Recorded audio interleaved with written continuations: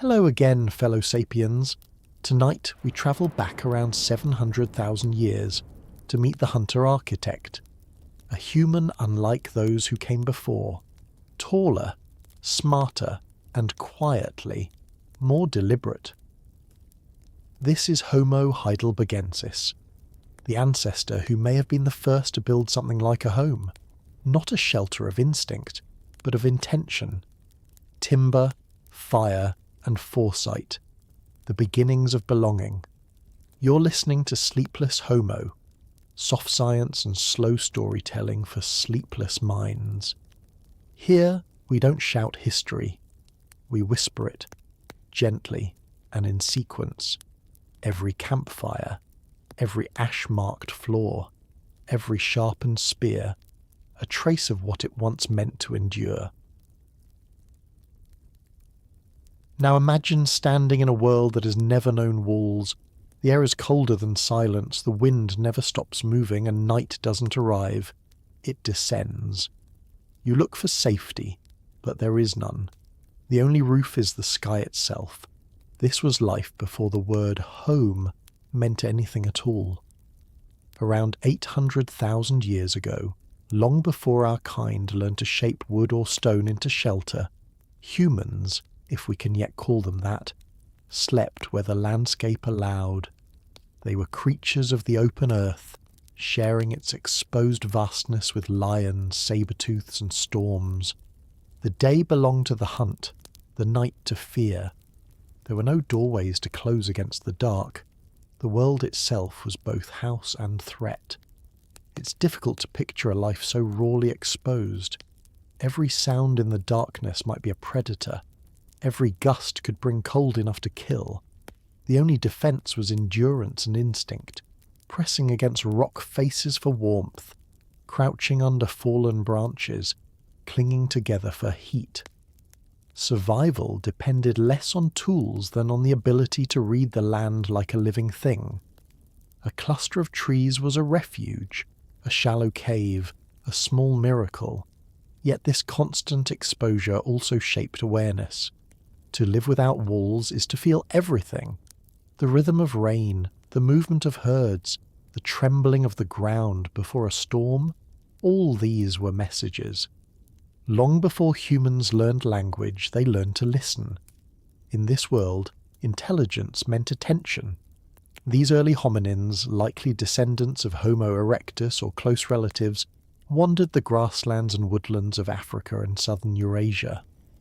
Fossil traces, scattered bones and a few rough stone tools show that they were already walkers of great distance, following the migrations of game across open terrain. They lived not in fixed camps, but in shifting patterns of movement, returning to familiar regions as the seasons changed. For them, life had no inside or outside. The idea of indoors had not yet been invented. Picture a small group, perhaps a dozen individuals, moving through tall grass as the sun sets. They have no fire to light the night. When the air cools, they huddle against each other, wrapping their arms around shoulders slick with the day's sweat. A sleeping hollow might be scraped into the earth or lined with leaves. Infants sleep pressed against the chest of their mothers, protected by the warmth of skin. Every night survival must be negotiated again. To us it sounds unbearable. Yet for them, this was normality. The planet itself was the only shelter. Scientists studying early Pleistocene sites, like those in Olduvai Gorge or the edges of Lake Turkana, find no signs of structures, no circles of post holes, no hearths. What they find instead are stone flakes scattered on ancient surfaces, suggesting brief occupations, places where a carcass was butchered or tools were sharpened before the group moved on. These were not villages, but moments, frozen fragments of a life in motion. Even the concept of a camp may be too generous. The evidence points to opportunism, using a natural hollow, an overhanging rock, or a thicket for cover, and then leaving as soon as conditions shifted. Archaeology at this distance is like studying ghosts. We see the traces but not the people. Yet from those traces, a picture slowly forms of a species living with an immediacy that we have almost forgotten. Their nights were longer than ours, not in hours, but in perception. With no artificial light, darkness was complete. The stars would have been overwhelming, 1 billion cold fires burning in absolute silence. Some anthropologists believe that early hominins developed their keen eyesight and night awareness precisely because they had to survive without consistent shelter. The world was both their predator and their teacher. In such conditions, the line between safety and danger was not physical but social. The group itself was the home.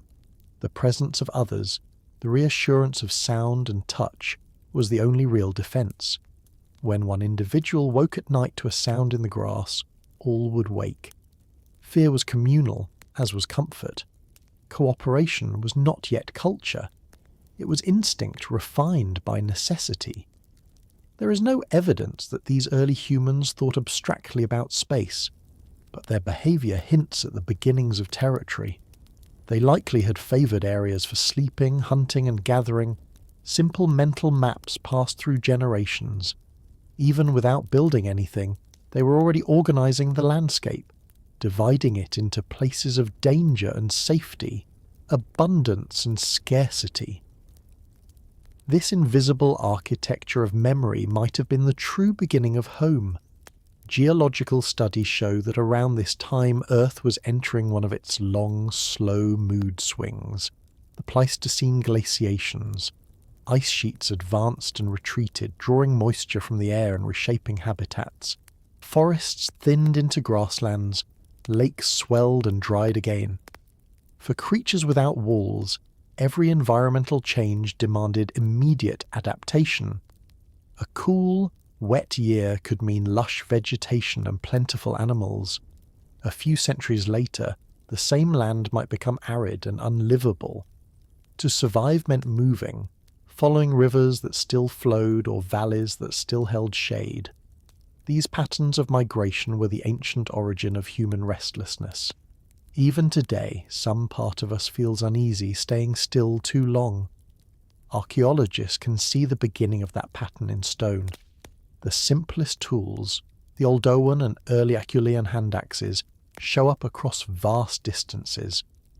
This same design appears from Africa to the Levant to parts of Europe, implying that ideas, not just individuals, were moving. The stone flakes found in one place match the cores from another, as though carried by wandering hands. Each flake is a footprint of cognition, proof that minds were learning to plan, to imagine the shape of a tool before the blow that made it. But there was still no evidence of planning space. No circles of stones, no deliberate boundaries. Their world was a continuous surface of survival. The idea of mine and yours did not yet exist in architecture, perhaps barely even in thought. What would it take for that to change?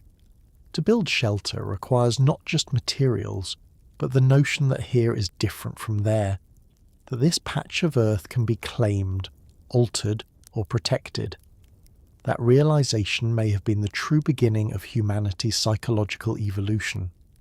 To want a home, one must first imagine a boundary between self and world.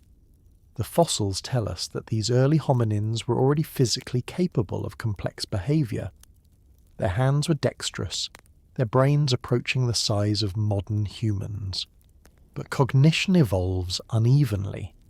A brain that could shape a stone might still struggle to shape an idea like permanence. Perhaps that is why they moved so much. Without the concept of home, the horizon itself became their comfort zone. Every dawn was a new beginning, every dusk a test. There's something humbling about that. We often imagine progress as inevitable, as though the path to civilization were a straight line. But for almost 2 million years, our ancestors lived without walls, without predictable shelter, without permanence. They survived, multiplied, and spread across continents, all while sleeping beneath the open sky. It reminds us how recent our comfort really is. Some anthropologists believe this long exposure to the element shaped more than our behaviour. It shaped our emotions. The instinct to seek safety together, to fear isolation, to find calm in enclosed spaces, all may trace back to those endless nights in the wild. Even our modern sense of anxiety may be an echo of ancient vigilance, the nervous alertness of a species that learned, through millions of nights, that danger could come from any direction. When you close a door today, that small click of separation from the world may satisfy a need older than memory. And yet, there's an irony. By building walls, we began to forget the vastness that made us. Those early humans knew every nuance of their landscape, the scent of approaching rain, the subtle shift of wind before dawn, the pattern of stars marking the seasons. Their vulnerability was also intimacy. To live without shelter is to live within the world, not apart from it. In that sense, perhaps they were more at home on the planet than we are. What they lacked in comfort, they gained in awareness. They didn't build houses, but they built knowledge, minute by minute through direct encounter with every texture of existence. It's likely that during this era, proto-humans began to favour certain natural shelters repeatedly. Caves, rock overhangs, hollow trees. These places were not yet modified but remembered. Archaeologists call them habitation sites, though that term feels too modern. They were more like familiar pauses. To us, it seems small, but the habit of returning to a known place marks a turning point in cognition, memory linked to geography. To remember where you felt safe is to begin the mental architecture of home. Over hundreds of thousands of years, that memory deepened. It's easy to imagine a mother leading her offspring back to a cave she knew, perhaps gesturing or vocalizing to signal recognition. That simple act, recognizing and reusing space, may have carried forward through generations. Long before humans built with wood or stone, they were building with memory. The physical evidence of this age is sparse, but each new find adds a thread. At sites like Kubifora or Ologisili, archaeologists uncover layers of ancient surfaces marked by repeated use. Stone flakes, animal bones, and footprints pressed into hardened mud. These suggest short-term stays, but also familiarity. The same types of tools appear again and again, as if made by people who knew the land intimately. Each layer is a ghost of a campsite, eroded by time but whispering the same story. These humans moved through the landscape in cycles, not chaos. They were already creating the rhythm of return. Perhaps the idea of home did not begin with construction at all, but with repetition, with the quiet act of coming back. As the Pleistocene unfolded, this pattern would set the stage for everything to come. The need to endure harsh climates, to raise young safely, to store the memory of good places, all would lead future humans to a crucial realization. That safety could be built. But for now, at this early moment in our story, nothing was built. The wild was everything. The forests and plains of Africa and Europe were alive with the sounds of elephants, giant deer, and predators whose eyes glowed in the night. To be human meant to be exposed, fragile, adaptable, and astonishingly observant. When the rain came, it soaked you. When the wind howled, it bit your skin. When morning broke, you stood up again. The first steps towards civilization began not with confidence, but with endurance. We can't know what they thought as they lay awake under the stars, but perhaps the longing that would one day make us builders was already stirring.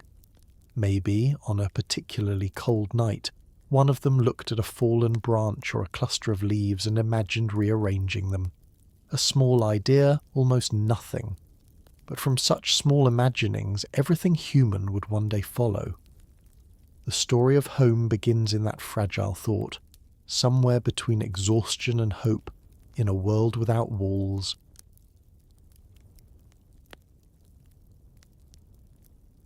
If you're the kind of thinker who drifts through time like this, calmly, curiously, consider subscribing or leaving a like. It helps others find their way back through the dark. And let me know in the comments, do you listen while winding down, while walking, or just while wandering? There are timestamps below in case you fall asleep and want to return later. No rush. The past will wait. Now, let's return to a glacial plain long before history, where a small group of humans once gathered by a fire and for the first time began to make the wild feel like home. And as always, stay curious, stay calm. Imagine this. A figure walks across a windswept plain in Africa 700,000 years ago. At first glance, you might think you're looking at one of the older humans, perhaps a descendant of Homo erectus, the wanderer who carried fire and stone across continents. But something is different here. The stride is longer, the chest broader, the skull rounder, the gaze more deliberate. This is not the same kind of being. Something has shifted beneath the bone. A new version of humanity has arrived, one built not just to survive but to endure. Scientists call them Homo HEIDELBERGENSIS, though they never called themselves anything at all. They are the quiet midpoint between the ancient and the modern, strong, adaptable, and, in some ways, already thinking like us. If you could stand beside one, you'd notice immediately that they were tall, often nearing the height of modern humans, sometimes over 170 centimetres. Their limbs were thick and muscular, built for persistence rather than speed, capable of long hunts and heavy lifting. Their faces carried a forward-projecting brow ridge, wide noses and broad jaws, yet their skulls enclosed a brain approaching 1,200 cubic centimetres, nearly as large as ours. Inside that larger cranial vault, something important was happening. The regions associated with planning, memory and coordination were expanding. These weren't just bigger brains, they were better organised ones. You could say they were the first humans who began to think ahead in earnest. The fossil record tells this story in fragments. A skull from Bodo in Ethiopia, dated to roughly this period, shows the thick bones and pronounced brows of a robust hunter, but also the subtle rounding of the brain case that hints at modernity. In Europe, the famous Heidelberg jaw, discovered in a sandpit near Mauer in Germany, revealed teeth strong enough to crush bone, yet more symmetrical than those of older species. Together, these fossils outline a pattern. Evolution was refining the raw endurance of Homo erectus into something more balanced, more versatile. The result was a creature equally suited to the open savannas of Africa and the cold forests of Ice Age Europe. What's remarkable is how widespread they became. Traces of Homo heidelbergensis appear from the southern tip of Africa to the British Isles, from the Mediterranean coast to the high plateaus of Ethiopia. Such range implies adaptability to drastically different climates, a species comfortable in both heat and cold. The world at that time was restless, cycling through glacial and interglacial phases. To survive, one had to be more than strong. One had to be flexible, inventive, and willing to learn from the environment. Homo heidelbergensis seems to have been all of these things. When we find their fossils, we often find them near lakes, rivers, and coastal plains, places rich in food, but also vulnerable to flood and drought. Their life was one of constant adaptation to uncertainty. They were, in a sense, climate nomads. Each skeleton tells a story of strain and strength. The limb bones are dense, bearing the signatures of intense physical labour. Muscle attachments along the arms and legs suggest powerful motion, throwing, hauling, climbing. Their hands, though still robust, show the fine precision grip of a craftsman, capable of delicate work. A stone tool found beside one of their campsites was not just a cutting edge. It was a design, symmetrical and intentional, chipped on both sides into a perfect teardrop shape. These Acheulean hand axes, inherited from earlier humans, became in the hands of Heidelbergensis objects of mastery. Each one took planning, turning a raw cobble in the mind before the first strike. In that simple act lies a spark of architecture, an idea imagined before it is built. Yet it's important to stay humble here. We don't know how they saw the world. We don't know what thoughts passed behind those heavy brows. The archaeological record gives us behaviour, not consciousness. But the pattern of behaviour, repetition, improvement, adaptation, suggests minds that could anticipate outcomes. To flake a stone in 3 dimensions or to prepare a site for butchering large animals requires foresight, and foresight is the foundation of civilization. Perhaps they didn't build walls yet, but they were already building plans. You can almost picture them. Small bands of 20 or 30 individuals moving across a windswept landscape, dotted with herds of wild cattle and elephants. They hunt cooperatively, using gestures or simple vocal sounds to coordinate. One distracts, another approaches from the flank, a third delivers the strike. When the hunt succeeds, they drag the carcass to higher ground and share it among the group. There are no chiefs, no tribes, just mutual necessity. Survival is the teacher, and the curriculum is long. The more we study their fossils, the more human they seem. The shape of their pelvis tells us that mothers gave birth to infants with relatively large heads, meaning long periods of dependency and care. That care implies emotion, bonding, protection, perhaps grief. At Bodo, the skull shows cut marks that some scientists believe might be post-mortem modification, either ritual cleaning or cannibalism. We can't say which. Both possibilities tell us something about their complexity. They did not treat the dead as mere objects. They interacted with them in deliberate ways. This is one of the first hints that Homo heidelbergensis was beginning to navigate not just the physical world, but the social one. Even in death there was meaning. The climate they inhabited was unpredictable, swinging between glacial chills and warmer interglacials. As grasslands gave way to forests and back again, they had to change their hunting strategies. In colder Europe, they likely wore simple hides to guard against frost. In warmer Africa, they may have followed rivers teeming with hippos and antelope. Such versatility required not just anatomy, but behaviour shaped by intelligence.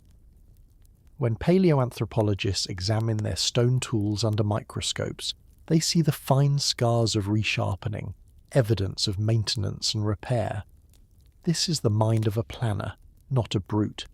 These were the mechanics of survival perfected over generations. We often think of evolution as a sequence of discoveries, but it is really a sequence of habits learned so deeply they become instincts. Homo heidelbergensis represents that stage where learning began to sculpt instinct itself. Even their diet reflects innovation. At several European sites, isotopic studies of bones suggest a high proportion of meat, a clear shift toward active predation rather than scavenging. They hunted large animals, but also likely gathered tubers, nuts, and berries. The variety of food sources hints at seasonal awareness. They knew when to migrate, when to harvest, when to hunt. This growing ecological intelligence would one day blossom into agriculture, but here it was still raw and practical, a daily dance with the environment. In their faces, reconstructed from fossils, we see both power and sensitivity. The eyes are deep set under heavy brows, yet the expression is strangely familiar. A quiet alertness, perhaps even curiosity. If you passed one on a forest trail, you might feel a flicker of recognition before your mind registered the difference. The proportions of the body, the upright posture, the way the shoulders roll as they walk, it all feels human. And indeed, this species would give rise to both Neanderthals and ourselves. We are, in a literal sense, their continuation, but at this point in the story they are still alone in their form, neither fully ancient nor fully modern. To live at such a crossroads must have demanded resilience. the world they inhabited was not empty. Predators still stalked the same plains: lions, saber-toothed cats, giant hyenas. The coexistence of large carnivores and intelligent humans was an ongoing arms race of perception. To survive meant outthinking danger. Fossilized footprints at some sites show careful approach patterns, as though hunters were using wind direction to mask their scent. That is not instinct. It is strategy. It suggests a mind aware of cause and effect. In the quiet corridors of deep time, that is the first whisper of reasoning. The discovery of Homo heidelbergensis forced scientists to reconsider the simplicity of human evolution. They weren't an isolated branch, but a bridge, a robust, adaptable population whose genetic echoes would shape later species. The name itself comes from a jawbone found in the early 20th century, but the true revelation has come from dozens of sites uncovered since, from Spain's Atapuerca Hills to Ethiopia's Rift Valley. Each new fossil adds a brushstroke to their portrait, confirming that they were not local oddities but a global success story lasting nearly 500,000 years. To endure that long through shifting climates and landscapes is an evolutionary achievement few species can claim, yet their legacy is quieter than we might expect. They left no art, no carvings, no evidence of symbolic imagination.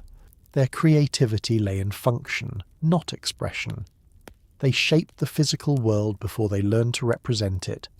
Still, even without art, there was an artistry in survival, in the symmetry of their tools, the precision of their strikes, the way they read the land.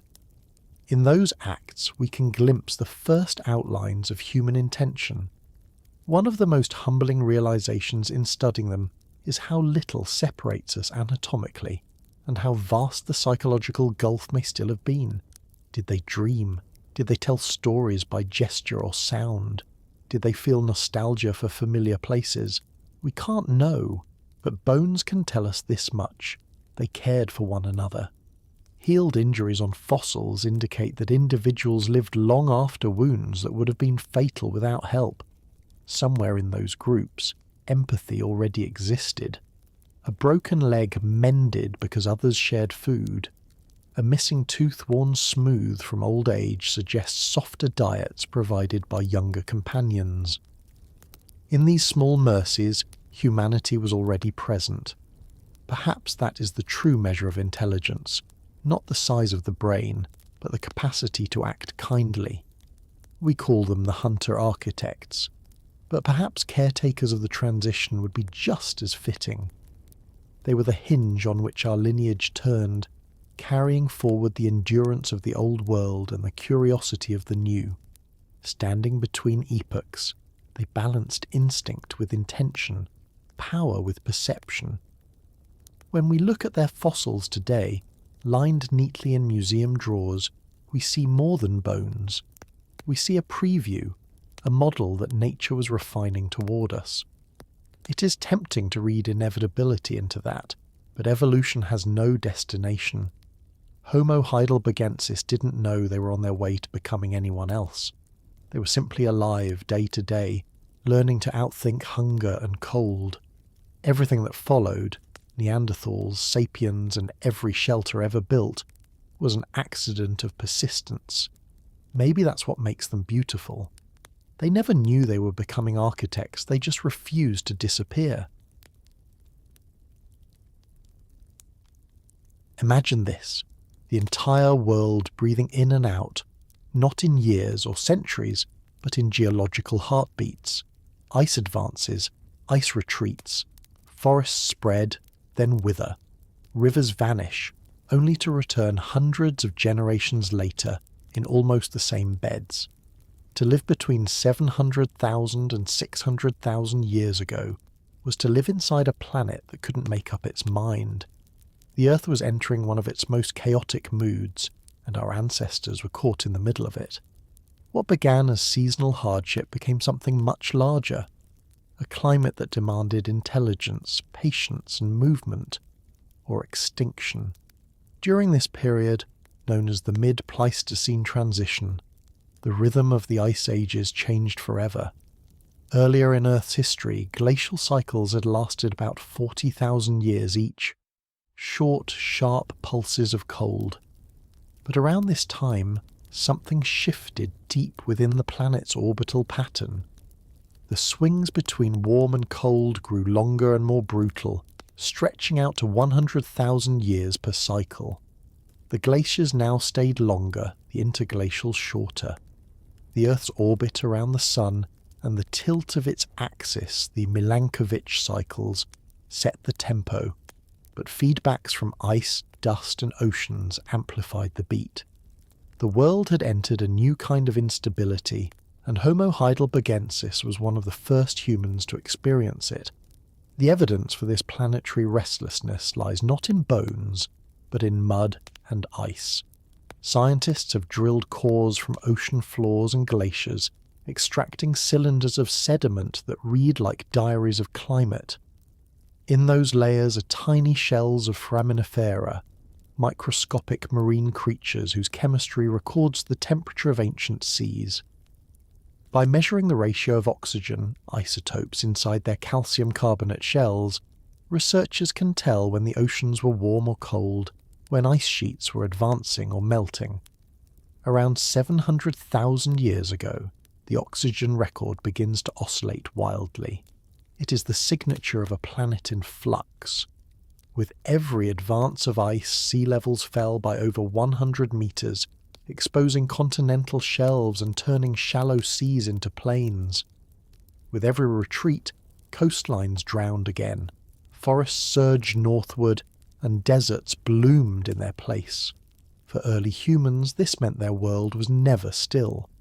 A valley that once held a river could, within a few lifetimes, become a frozen basin or a dry salt flat. Migration wasn't a choice. It was a requirement.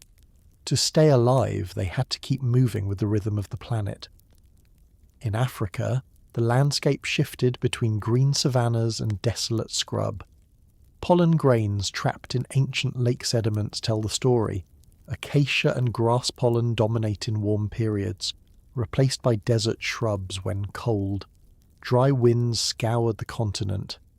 Herds of elephants and antelope followed the greening routes of rainfall, and the humans followed the herds. In Europe, the changes were even harsher. The slow drumbeat of glacial cycles transformed temperate forests into open tundras. Vast ice sheets began to spread from the north, covering Scandinavia, Britain, and parts of northern Germany. Temperatures plunged, snow lingered through summers, and whole ecosystems collapsed. In these conditions, Homo heidelbergensis faced the kind of cold no tropical lineage had ever endured before. To survive, they needed to learn what no human had yet mastered: how to endure the season that never ends. During glacial peaks, Europe's interior became nearly uninhabitable. Fossil evidence suggests that human populations contracted southward, retreating to refuges along the Mediterranean coast or in sheltered valleys. When the ice receded again, they re-expanded north, reclaiming land from the meltwaters. It was a recurring migration, written in the fossils and tools scattered like breadcrumbs across ancient river terraces. These advances and retreats weren't random. They formed a repeating pattern that shaped not just geography, but behaviour. Every generation inherited a world slightly different from its parents. You can imagine a child born into green woodland who grew old watching that same forest die beneath drifting snow. For Homo heidelbergensis, stability was a myth. Even the animals they depended on changed with the climate. In the warmer interglacial phases, elephants, hippos and deer roamed northern Europe, creating lush hunting grounds. Then, as cold returned, these animals migrated or vanished, replaced by cold-tolerant species: woolly rhinoceros, reindeer, steppe bison. Humans followed these transformations, tracking food across continents. Archaeological layers in places like Boxgrove in England and Atapuerca in Spain preserve these alternating faunas. tropical bones overlaid by Arctic ones, separated by nothing more than a few centimetres of soil. It's a literal cross-section of adaptation, the story of people forced to adjust again and again. What did such a world do to the human mind? Constant change breeds alertness. It teaches flexibility. A static climate rewards specialization, but a chaotic one favours generalists, creatures who can pivot, improvise and learn quickly. The long ice ages of the mid-Pleistocene may have been cruel, but they were also teachers. They rewarded those who could see patterns and remember them. This is perhaps when the seeds of human foresight began to germinate, not in luxury or comfort, but in the raw calculus of survival. As the ice advanced, the environment itself became an adversary. Wind tore across open steppes, stripping heat from skin and muscle. Rivers froze. Food became scarce. Some winters would have lasted 10 human lifetimes. In the fossil record, bones of large animals show butchery marks made during these lean times, evidence that groups were scavenging even the frozen carcasses left by wolves. Every calorie was contested, yet when warmth returned, the land exploded with life. The sudden greening of valleys after glacial retreats must have seemed like rebirth. New rivers carved channels through melting permafrost, creating fertile corridors where humans could thrive again. But the abundance was deceptive. It never lasted long. Within a few generations, the pendulum swung back toward cold. The planet, it seemed, refused to settle. In Africa, these same oscillations were rewriting the boundaries of human habitat. Lake levels rose and fell, isolating populations for millennia, then reconnecting them when rains returned. This stop-start pattern of isolation and reunion might have accelerated evolution, forcing humans to adapt to local conditions and then rejoin others with new traits and ideas. Genetic diversity today hints at such ancient separations. The Earth's volatility was not just a threat, it was an engine of change. It's humbling to think that our adaptability, the very trait that defines us, may have been born from environmental chaos. The concept of a home base, though not yet realized in architecture, began here as an emotional and behavioral need. When storms grew violent and seasons unpredictable, any place that offered shelter, whether a grove of trees, a rocky overhang, or the lee of a hill, became precious. A few repeated visits to such places might have imprinted a sense of familiarity, the faint outline of belonging. In the shifting landscapes of the mid-Pleistocene, the instinct to seek stability was the first blueprint of home. The data confirming this climate turbulence are astonishingly detailed. In the North Atlantic, sediment cores reveal layers of coarse sand, evidence of icebergs carving from glaciers and drifting southward before melting. Each sand pulse marks a massive collapse of ice, a Heinrich event dumping debris from northern continents into the ocean. These events align with cold snaps seen in pollen records and dust trapped in Antarctic ice. The entire planet was oscillating together, its systems intertwined.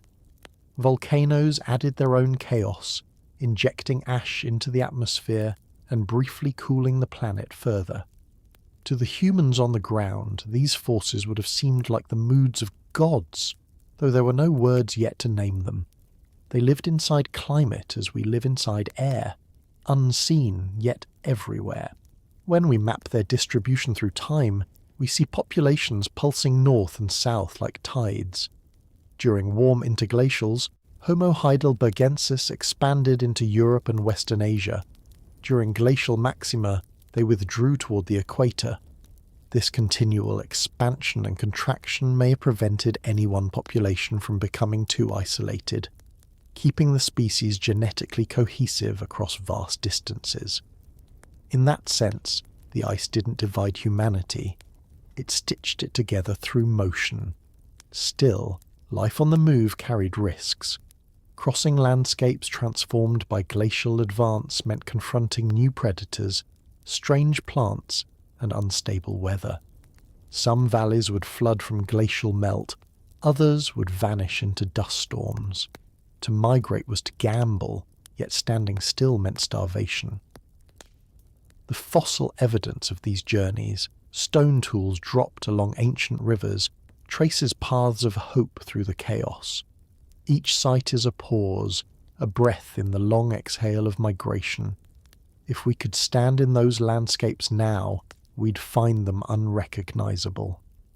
The Thames in Britain was then a braided torrent winding through tundra. The Rhine flowed under permafrost. North Africa, today a desert, bloomed with rivers. Southern Europe's coastal plains stretched miles farther than their modern edges, exposing what are now seabeds. Our ancestors walked across these vanished lands, leaving footprints beneath what are now waves. The ice sculpted continents and rewrote coastlines, and in doing so, it sculpted us. Every adaptation, our endurance, our cooperation, our awareness of time, was sharpened by these cycles. The harshness of the world pressed us into shape like a potter's hand shaping clay. It is sobering to remember that all of this happened without any consciousness of climate change as we understand it. The shifts that dictated their fates were invisible and beyond control. To them, the planet's instability must have felt like a living thing, sometimes generous, sometimes cruel. Perhaps that sense of awe, of being small before vast forces, is also part of what we inherited. Even today, when we feel weather changing or watch glaciers retreat, something ancient stirs in us, the memory of being at the mercy of ice and rain. When we look back at the mid-Pleistocene, we're not just tracing ancient temperature graphs, we're seeing the crucible of human resilience. It was here that Homo heidelbergensis learned to read the land, to predict the return of warmth, to remember safe routes and reliable valleys. They didn't yet build shelters, but they built knowledge, layered, empirical, born from experience. And that knowledge, carried forward in memory and muscle, would one day evolve into architecture, agriculture, and science itself. The first home was not a structure. It was the certainty that the world, though cruel, could be understood. Standing in the flickering light of those ancient climates, it's easy to see why stability became the great dream of our species. Perhaps that's why even now in our climate-controlled rooms, we find storms mesmerizing and glaciers beautiful. Some part of us still remembers the age when the Earth itself was the architect, and we were only its apprentices. Imagine this, the wind cutting like glass across an open plain, snow moving sideways, and the cry of something large echoing through the dark. The Ice Age was not a story of endless winter, but when winter came, it was absolute. For early humans like Homo heidelbergensis, the line between surviving and freezing was paper thin. In that kind of world, a hollow in the rock or a tangle of branches wasn't just comfort, it was life itself. And somewhere around 600,000 years ago, something subtle but profound began to happen. For the first time, our ancestors stopped relying entirely on luck and landscape. They started choosing where to sleep. The world offered no shortage of threats. Lions, giant hyenas, saber-toothed cats, wolves and bears shared the same hunting grounds. At night, when sight failed and temperature dropped, open ground was a death sentence. We can only imagine the tension in those hours before darkness, when every sound mattered, every silhouette on the horizon could be the last thing seen. To find even a partial refuge, a cave, a cliff, a thicket, was to carve out a boundary between the safe and the unsafe. It may have been instinct at first, like birds seeking trees or foxes their dens, but soon instinct became something more deliberate. Strategy. Across Africa and Europe, the bones and tools of Homo heidelbergensis begin to appear in places that were not just hunting grounds, but shelters. Sites like Atapuerca in Spain and Arago in southern France preserve layers of occupation inside caves, layers so deep that you can see seasons in the sediment. They tell of people returning again and again to the same overhangs, the same protective hollows. Each return implies memory, the awareness that a place could serve a purpose. To come back to a known shelter means to plan for the future. That is architecture in its embryonic form. These were not permanent homes, not yet. They were borrowed spaces, co-opted corners of the wild. In those days, the cave mouth was both invitation and warning. It offered warmth and dryness, but it also belonged to others: bears, leopards, even hyenas. The earliest humans had to read these spaces carefully. Scratch marks on limestone walls, paw prints hardened in ancient mud, bones scattered in corners. All were signs to interpret before entering. The act of taking shelter was also the act of negotiation with nature itself. It's humbling to think that the first architects were also trespassers. We often romanticize prehistory as a time of constant wandering, but the evidence suggests that these people were remarkably selective. The caves they used weren't random. They preferred ones facing south or southwest, angles that caught the low sun during winter. Even without tools of measurement, they knew where warmth would linger. That's not luck. That's observation, refined through generations. In colder regions where caves were rare, they adapted differently. Archaeologists studying open-air sites have found clusters of stones and patterns of post holes, suggesting temporary windbreaks or lean-tos. Imagine branches stacked against a fallen tree, or slabs of rock forming a low wall to block the wind. Simple gestures, yet revolutionary ones. To alter the landscape even slightly is to assert control over it. Before that, nature dictated everything. Now, humans were beginning to answer back. They weren't yet building homes, but they were editing reality. We'll never know what these shelters looked like in detail. The organic materials, wood, grass, hide, are long gone, erased by time. But what survives tells enough. The orientation of artifacts, the micro-layering of sediments, the arrangement of discarded bones. These traces speak of order and repetition. The same kind of order you find in camp organization among modern hunter-gatherers. Places to work, places to rest, places to discard. It's the skeletal outline of domestic life. To sit out a storm beneath a rock face or behind a wall of branches must have felt miraculous. For most of their evolutionary past, humans had lived exposed. Rain, wind, predators. These were constants. Shelter, however temporary, changed that dynamic. It allowed for stillness. Stillness allowed for thought. And thought allowed for anticipation of the next storm. That chain of causation may seem small, but it's what separates us from the purely instinctual. Under a ledge in Spain, under dripping stone, the first glimmer of home might have begun with a sigh of relief as the wind died outside. The earth at that time offered extremes. Europe's winters were glacial, the nights long. Africa's dry seasons scorched the land into dust. Seeking refuge wasn't just about cold, it was about endurance. In open landscapes, even shade could mean survival. A few hours' protection from sun or rain could preserve energy for hunting.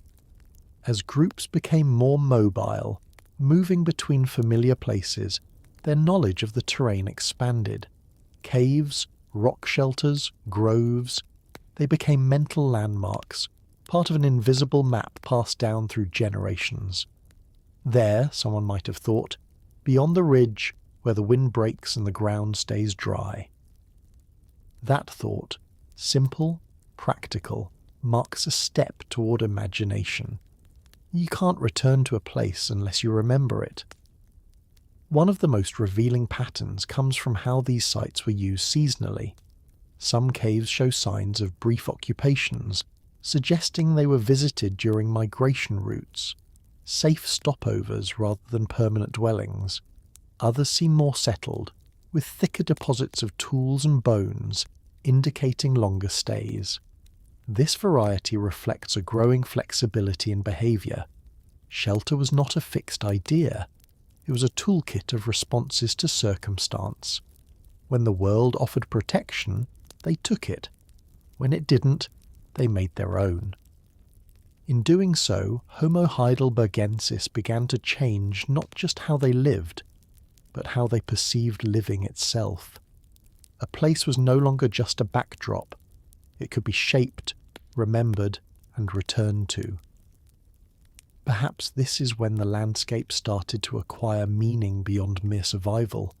The smell of damp stone, the sound of rain hitting the entrance of a cave, the way light slanted through at dawn. These sensory details would have been woven into their experience of safety. Home wasn't yet a structure, it was a feeling. The archaeological record can't capture feelings, but it can hint at them.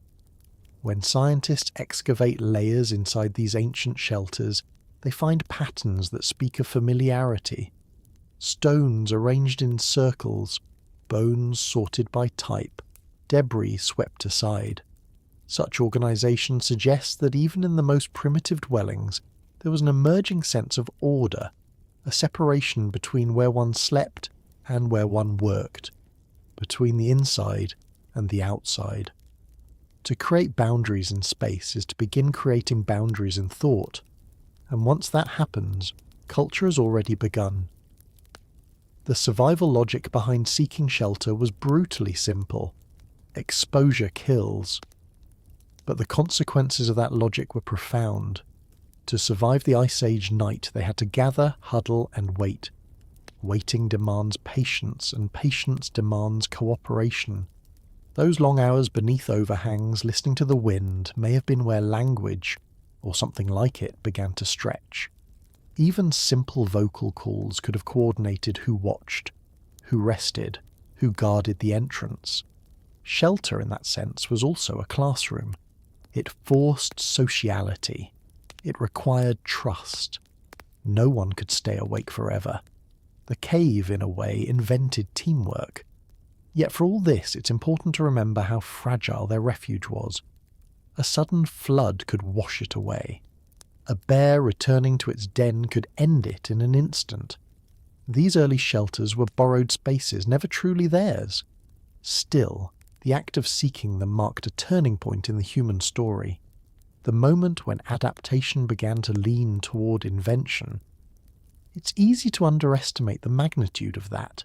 Every wall, every roof, every city that followed began here, with the first decision to duck under a stone ledge instead of facing the storm. The traces we find, those faint stains of occupation, don't just tell of cold nights, they tell of a growing conversation between humans and their environment. The conversation began simply, "This hurts less when I'm under cover." But eventually it would lead to, what if we built our own cover? That question would define the species forever. Looking back now, we can see these first shelters as more than survival tactics. They were the earliest expressions of intent. Intent to remain, to protect, to shape. It's strange to think that the first spark of architecture was not born from creativity, but from discomfort. Necessity, after all, has always been the true architect of evolution. And when we trace that lineage forward, from caves and windbreaks to huts, to walls to cathedrals, it all leads back to that same primal need to stay alive another night. Maybe that's the most ancient continuity we share with them. Even today, when we close a door against the cold or draw curtains against the dark, we're echoing that first movement of our ancestors, pulling branches into place against the wind. We're still, in essence, seeking shelter from a world that never stopped changing.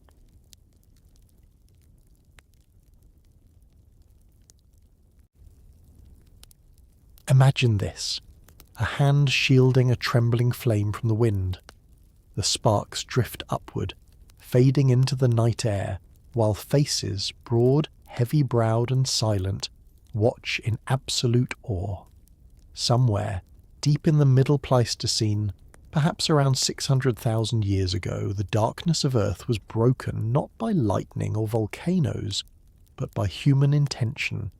For the first time, fire was not something feared or fled from. It was caught, cradled, and kept alive. If there is a single moment that separates the animal from the human, it might be this, when the night stopped being only dangerous and became warm. The story of how that happened isn't a single discovery, but a slow awakening. Fire had always been part of their world. Burning forests, molten lava, flashes in the sky. Early hominins had seen it, scavenged from it, maybe even hovered near the edges of cooling embers to warm themselves. But now, with Homo heidelbergensis, something changed. Archaeological sites across Africa and Eurasia begin to show repeated evidence of controlled fire, ash layers, burned bones, and blackened stones arranged in patterns that no wildfire could create. These aren't accidents of lightning. They are the fingerprints of intention. At Gesher Benot Yaakov in what is now Israel, archaeologists uncovered charred wood, burnt flint and roasted seeds, all dating to roughly 7,000 years ago, 180,000 years ago. While the exact interpretation is debated, the distribution of burned material suggests multiple repeated fires, perhaps even hearths. Farther north, in places like Beecher's Pit in England and Schöningen in Germany, thick layers of charcoal and reddened sediment mark ancient campfires maintained by people who clearly understood how to feed, protect, and perhaps even share flame. To control fire in a glacial world was not luxury. It was survival. The physical impact was immediate. Fire meant warmth, and warmth meant expansion. Populations could now endure latitudes once lethal in winter. The flicker of firelight turned frozen landscapes into habitable ones. A single hearth could hold back the night for a group of 30. Its heat dried soaked hides, softened sinew, and thawed numb fingers. Around it, skin glowed, meat cooked, and breath turned visible in the orange air. It's easy to forget how radical that must have felt. For 2 million years, our ancestors had gone to sleep as prey. Fire made them sentinels. Even predators hesitated to cross its perimeter. Lions, wolves, and hyenas avoided the glow. Only humans moved toward it. With every flicker, the social world expanded. The campfire became the first centre of gravity in human life, a circle of safety in a universe of uncertainty. Before fire, night divided the world between those who slept and those who hunted. After fire, the day lengthened. Light stretched into darkness. This small rearrangement of time, this ability to stay awake a little longer, had cascading consequences. The firelight hours allowed for grooming, repairing tools, teaching, watching the stars, perhaps even something resembling talk. No one can say for sure what those early conversations were about, or if they were language at all, but it's not hard to imagine the rhythm of grunts, gestures, and laughter around the coals. The first human stories, if they existed, were probably not told in words, but in sparks and shadows. Fire was the first technology that reshaped both body and mind. Cooking, for instance, changed everything. Charred bones from sites across Europe, and the Levant show that Homo heidelbergensis roasted meat and tubers, transforming hard, fibrous food into something soft, digestible, and more calorically dense. Cooked food meant shorter digestive tracts, more energy for the brain, and less time chewing. Evolution began to redirect resources inward, feeding cognition. In a very literal sense, the fire outside nourished the fire within. Imagine the smell of roasted marrow or root vegetables thickening the cold air. Even without salt, fat and heat would have made food profoundly satisfying. It's a small wonder that every human culture since has centered its meals around warmth. To cook is to civilize hunger. Yet mastery of fire also meant responsibility. Fire is not patient. It must be tended. It can die in minutes or turn against its keepers in seconds. Learning to preserve embers through rain and wind was as much art as science. Some groups likely carried smouldering branches between camps, wrapped in bark or dung, keeping a flame alive across migrations that spanned continents. Others may have learned to spark new ones from friction or stone. Every technique required focus and discipline. To hold a flame steady is to hold attention steady, and that, too, is a form of evolution. It's striking how early humans arranged their camps around these hearths. Even when the fires were small, their spatial order tells us something about the way people moved.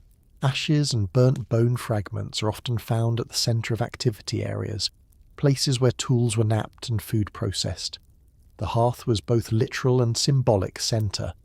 The closer you sat to it, the more status, warmth and safety you had. Those on the edges were cooler, hungrier, and closer to the dark. Around the same time, traces of burned stone and charcoal appear in caves across Europe and Western Asia. To combine shelter and fire was the beginning of true habitation, a structure with light, heat, and memory.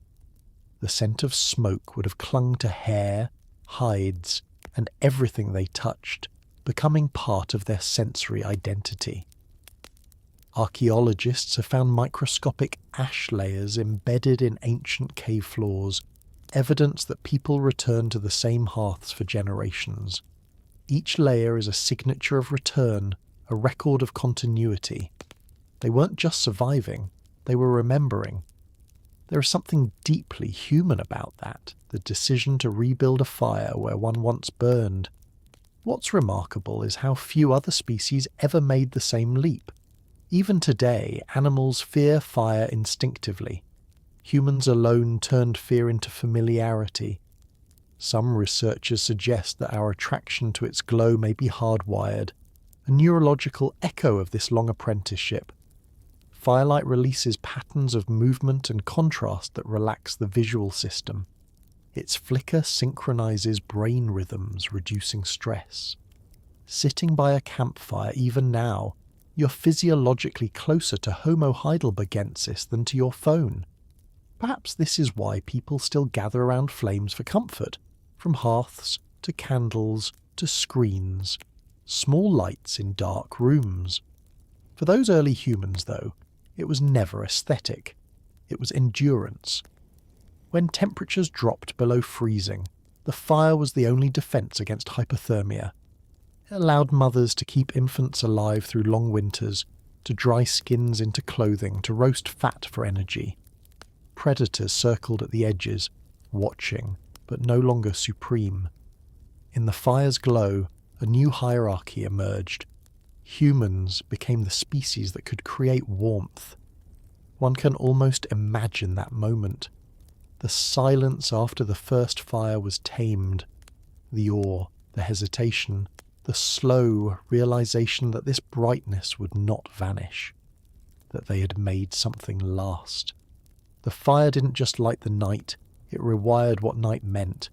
It became time for social exchange, reflection, perhaps even wonder.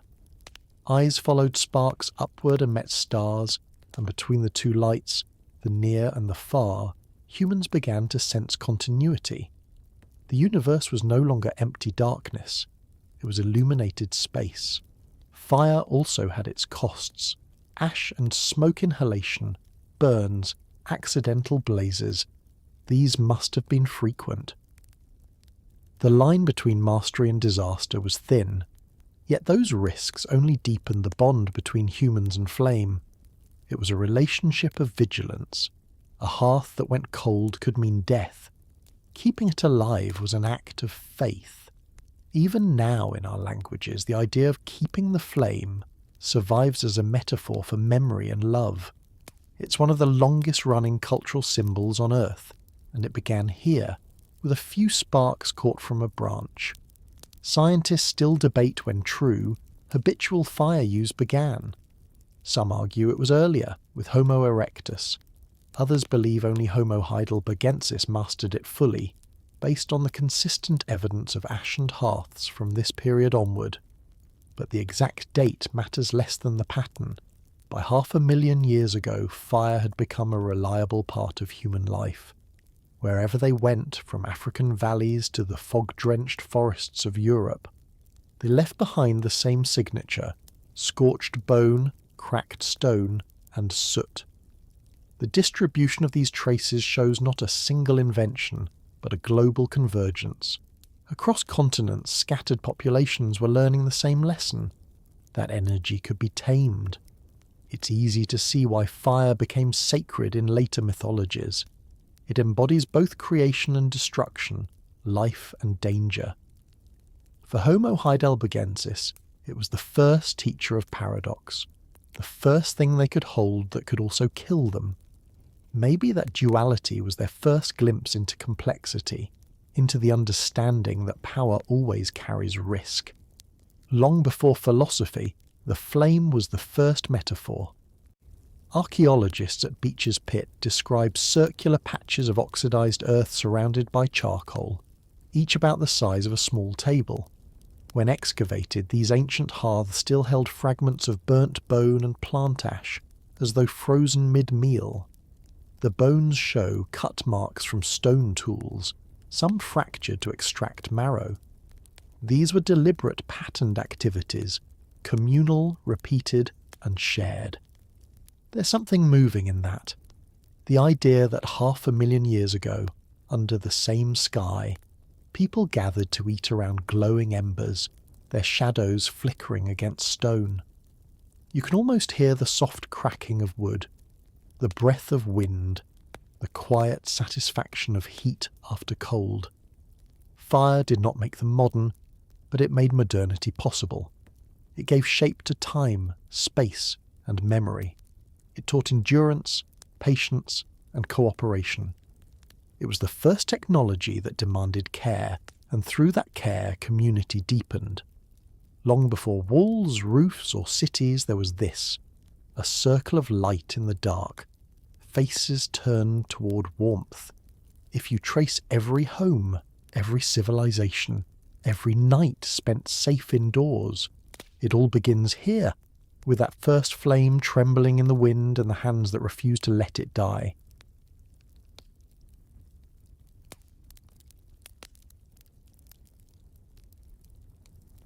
Imagine this. A herd of horses thunders across a windswept plain in what is now southern England, 500,000 years ago. The air smells of damp grass and iron-rich mud. Somewhere downwind, a small band of humans crouches in silence, their muscles tensed, eyes fixed on the moment. Then, a sudden rush, a coordinated surge forward, timed perfectly with the wind. One of them lunges, a sharpened wooden shaft in hand. The strike lands deep into the horse's shoulder, right where the beating heart would have been. The animal collapses, and for the first time in prehistory that we can clearly trace, we know the kill was planned, not scavenged. This is how we meet Homo heidelbergensis in their prime, not as timid foragers, but as apex hunters on the Great Pleistocene stage. The proof lies in a fossil unearthed at a site called Boxgrove, on the chalky plains of what is now Sussex, England. Among hundreds of butchered animal bones, archaeologists found a single horse shoulder blade pierced clean through by a pointed weapon.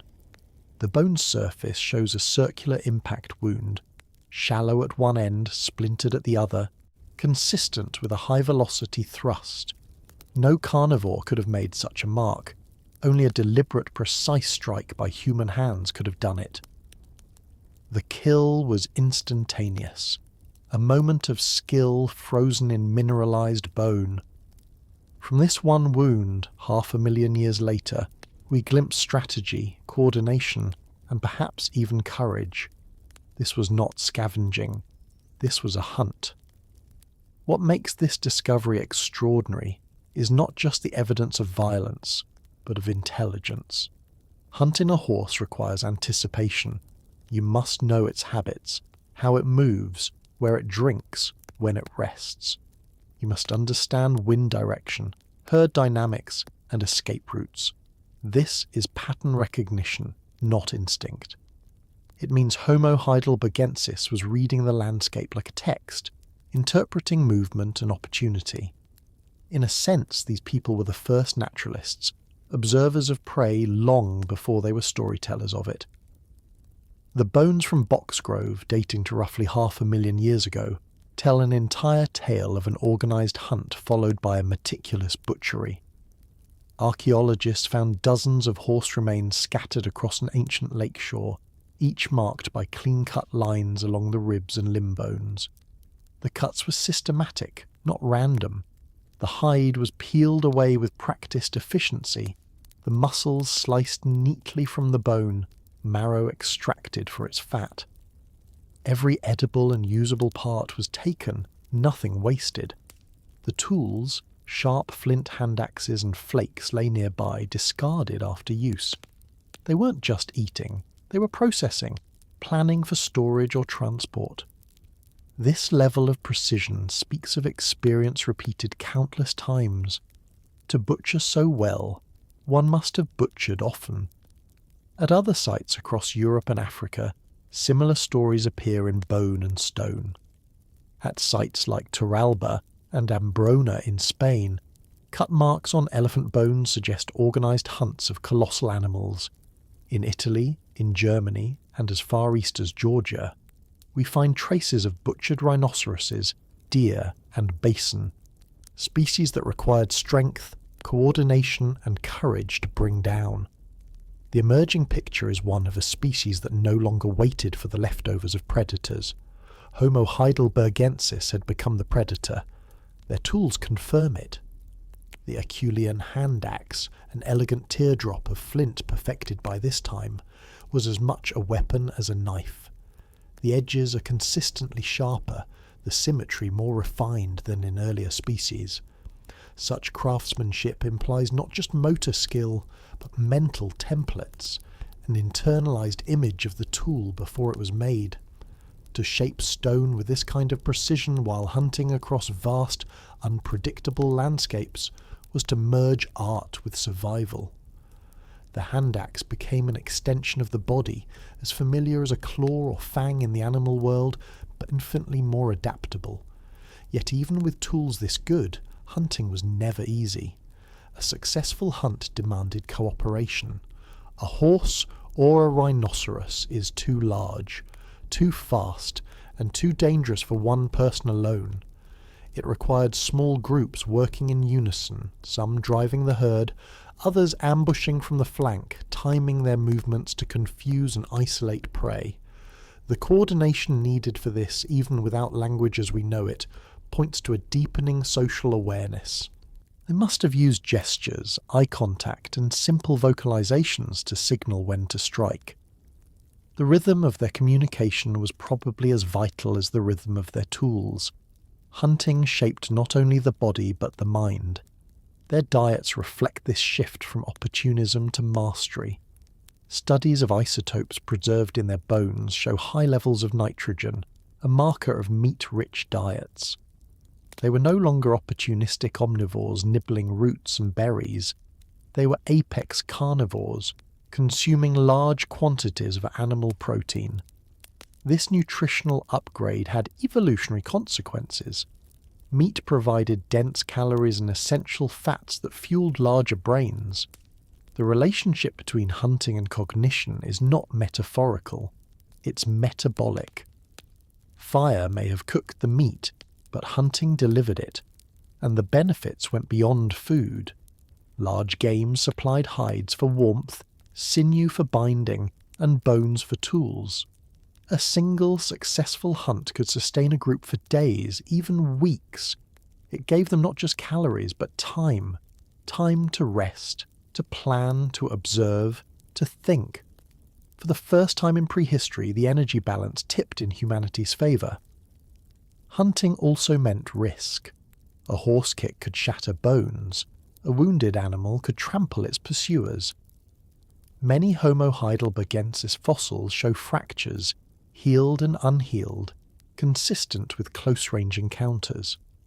These were people who lived hard and paid for their success in scars. Theirs was not a romantic life of noble hunters, but a constant negotiation between hunger and hazard. Yet, despite the danger, they persisted and multiplied. The scale of the evidence suggests hunting was not an occasional triumph, but a way of life. What's remarkable is how consistently we find the same signs of efficiency across thousands of miles. Whether in the cool plains of Europe or the savannas of Africa, the cut marks on bones follow the same anatomical order. First the limbs, then the flanks, then the marrow extraction. This universality hints at shared learning or convergent behaviour, a knowledge system encoded not in words but in practice. Each hunter learned by watching, each cut teaching the next generation. Culture, before language, existed in the gesture of the blade. The kill sites themselves were often located near water sources, places where animals came to drink. This was no accident. These hunters were ambushers, choosing positions that exploited the habits of their prey. In Boxgrove, the ancient floodplain preserved footprints of both humans and animals in the same layers, sometimes only meters apart. The image is haunting. Humans stalking their prey across the same muddy ground where herds once trod, their prints preserved side by side for eternity. Those footprints, fossilized in fine silt, are among the oldest direct records of human movement. They capture a moment of pursuit older than history, but instantly familiar. To study them is to see motion itself frozen in time. The urgency, the coordination, the hunger. For all their sophistication, we must remember that these hunters had no bows, no projectiles, no metal. Every hunt was a close encounter, a battle of proximity. They would have relied on strength, timing, and perhaps wooden spears sharpened by fire or stone, though most such tools have long rotted away. To face an animal several times your weight armed with nothing but flint and nerve is almost incomprehensible to us now. But for Homo heidelbergensis, it was Tuesday, and when the hunt succeeded, the reward was immense. The butchery sites show signs of feasting. Bones cracked open, marrow scooped out, fat rendered. There's even evidence that some groups selected the choicest cuts and carried them away, implying they stored or shared food among their band. The act of sharing meat may have reinforced bonds of cooperation. Those who ate together lived together. Those who hoarded risked exile. This dynamic of shared success likely deepened the cooperative instincts that would one day define humanity. Hunting also shaped their tools in return. As game got larger, their hand axes evolved sharper points and thinner edges, optimized for cutting flesh and hide. Some show resharpening marks, evidence of maintenance, planning, and pride. A skilled toolmaker could produce a blade capable of slicing through muscle like silk. Archaeologists studying wear patterns have even identified residue traces of blood and fat on their surfaces, confirming that these were not mere showpieces. They were instruments of survival. If fire was humanity's first tool of transformation, then the hunt was its first performance of coordination and will. It required empathy. To predict an animal's movement, one must imagine its fear. It required patience, to wait for the perfect moment to strike. It required memory, to recall where herds had passed seasons before. These are the raw ingredients of what we call intelligence. Every hunt was a rehearsal for civilization. Standing in those ancient plains with cold wind carrying the scent of blood and smoke, It's easy to see how the world began to belong to them. The predators that once ruled the night were now the ones watching from the shadows. And in the centre of the plain, around the carcass of a horse, humans stood victorious, not as scavengers at the margins of nature but as its orchestrators. The evidence that survives, the spear-pierced bone, the cut marks, the footprints, is fragile, yet it tells us something enduring. Our ancestors' first triumphs were written not in words but in wounds. They didn't paint their victories, they carved them into the bodies of beasts. And every time we uncover one of those marks, we're reminded that the will to understand, to anticipate, and to act together didn't begin in cities or temples. It began here, in the mud and muscle of the hunt, where hunger met intelligence and never looked back.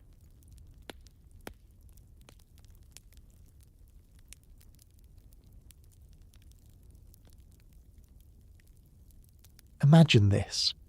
The sky has gone completely black, except for the faint shimmer of stars reflected in a nearby pool of water. A thin column of smoke rises into the cold air. Around a small, steady fire sit 20 humans, broad-shouldered, heavy-browed, wrapped in animal hides. The night hums with wind and silence, but inside that circle of light there is something new. Warmth, stillness, and company. Every flicker of flame casts shadows that move like language. Every shared glance carries meaning. It isn't just survival anymore. This is the beginning of belonging.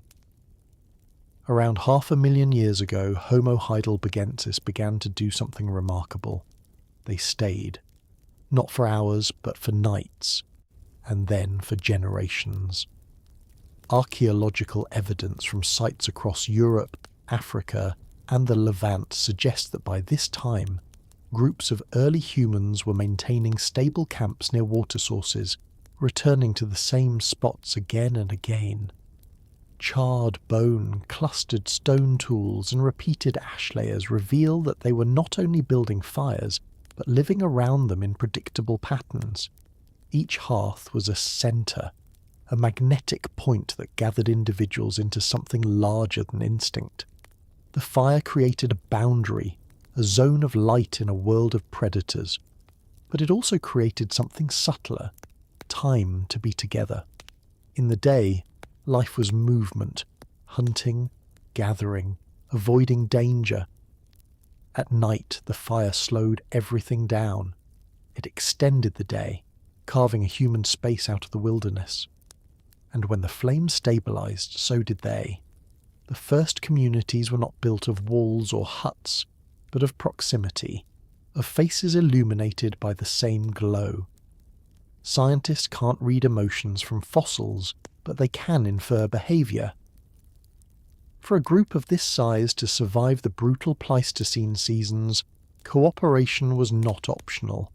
It was the foundation of existence. Each person depended on the others.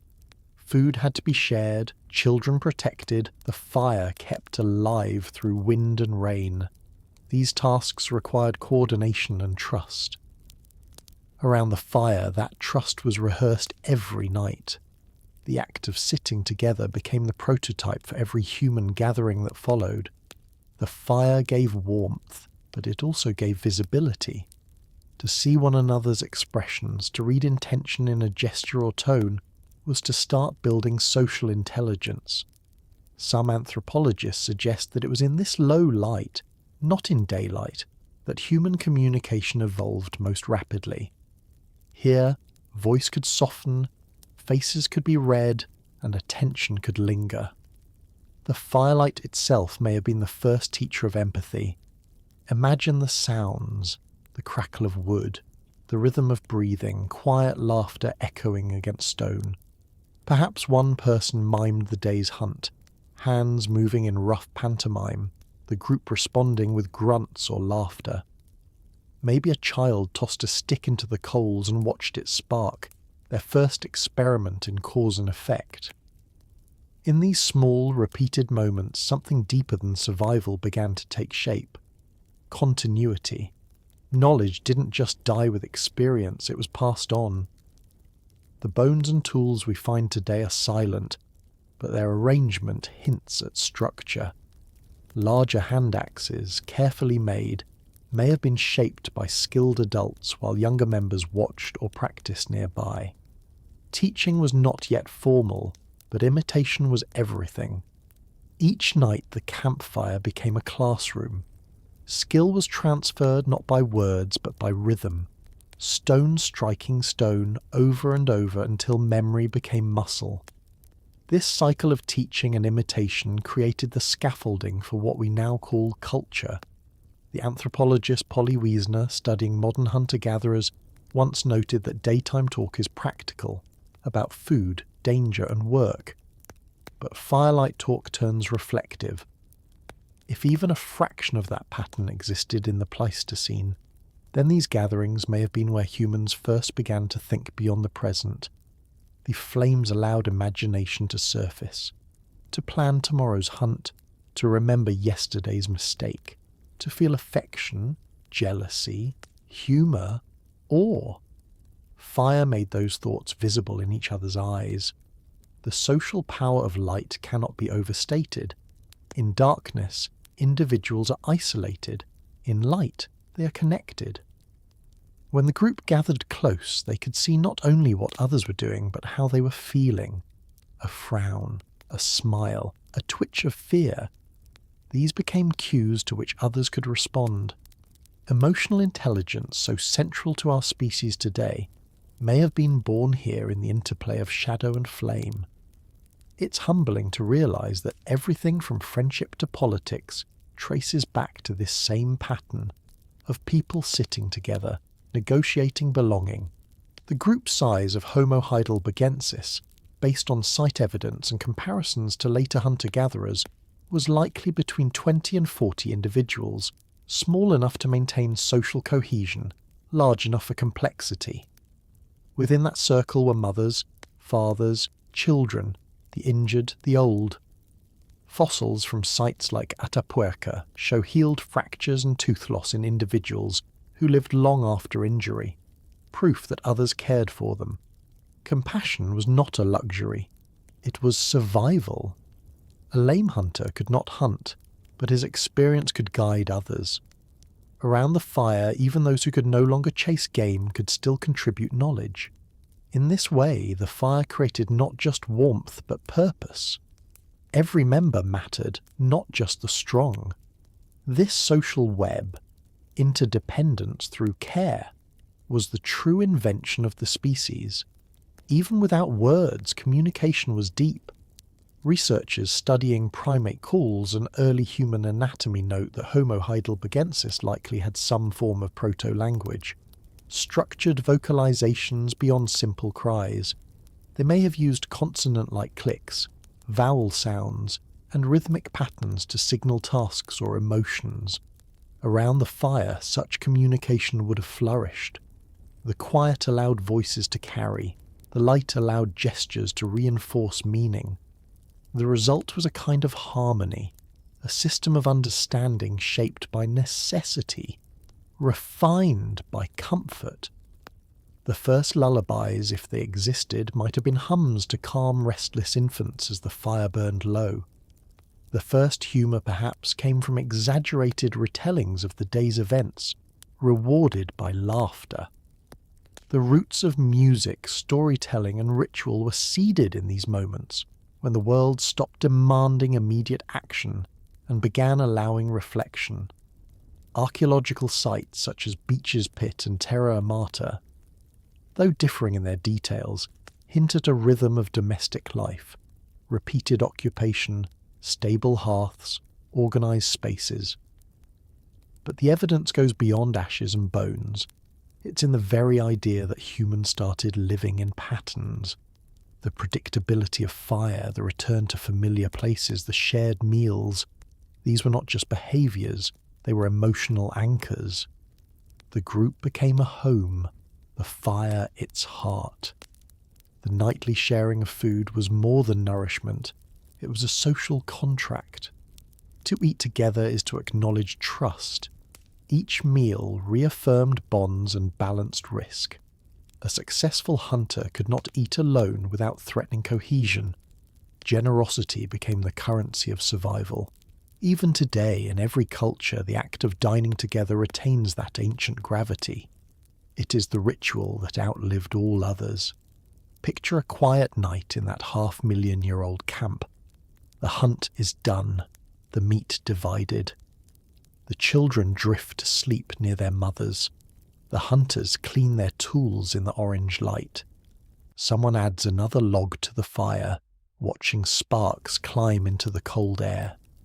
There are no words, only the rhythm of the flames and the distant calls of the wolves. Yet in that silence there is communication richer than speech. This is where humanity began to feel human. Not just thinking or acting, but being together. It's easy to forget how radical that was.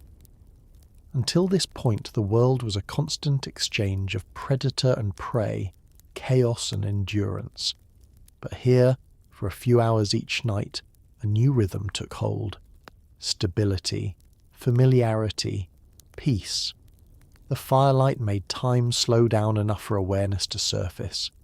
Perhaps they began to recognize each other not just as members of a group, but as individuals, with personalities, moods, and memories. Maybe they missed one another when separated. Maybe they dreamed. These are the invisible beginnings of the human interior world. The mind turned inward because for the first time it could afford to. All of this, the laughter, the teaching, the quiet empathy, was invisible to geology, but indelible in our biology. The capacity for community was being wired into us, neuron by neuron, through repetition. And though the evidence is only indirect, burnt bones, concentric hearths, layered soil, it is enough. Every time archaeologists brush ash from stone, they uncover not just the residue of fire, but the residue of connection. The campfire was the first social technology, the invention of a shared centre around which ideas, care and memory could accumulate. It transformed a cluster of individuals into a family into a culture, and a culture into a species that would one day tell stories about itself. Even now, the sight of fire stirs something ancient, a calm recognition that we're safe together. That warmth and companionship belong side by side. It's the oldest memory we carry, even if we've forgotten where it began. Perhaps the story of humanity isn't the story of tools or language or cities, but of circles, drawn in the dust, defined by firelight, and filled by faces that learned, in the half-dark, to trust one another.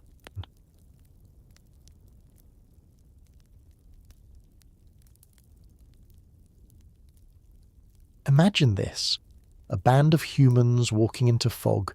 The air is colder than any they've known, the grass sharper, the horizon endless. Behind them lie the warm valleys of Africa. Ahead, the unknown. They carry no map, no promise, only memory and movement. This is how humanity expanded its borders, not with conquest, but with footsteps. Around 500,000 years ago, Homo heidelbergensis became the first truly continental species of human. Their bones and tools appear across 3 continents, tracing routes that stretch from the African savannas to the glacial edges of Europe, and even into the wooded plains of Western Asia. They were not wanderers in the romantic sense. They were opportunists, drawn by shifting climates, by rivers that promised water and prey, by valleys newly carved by retreating ice.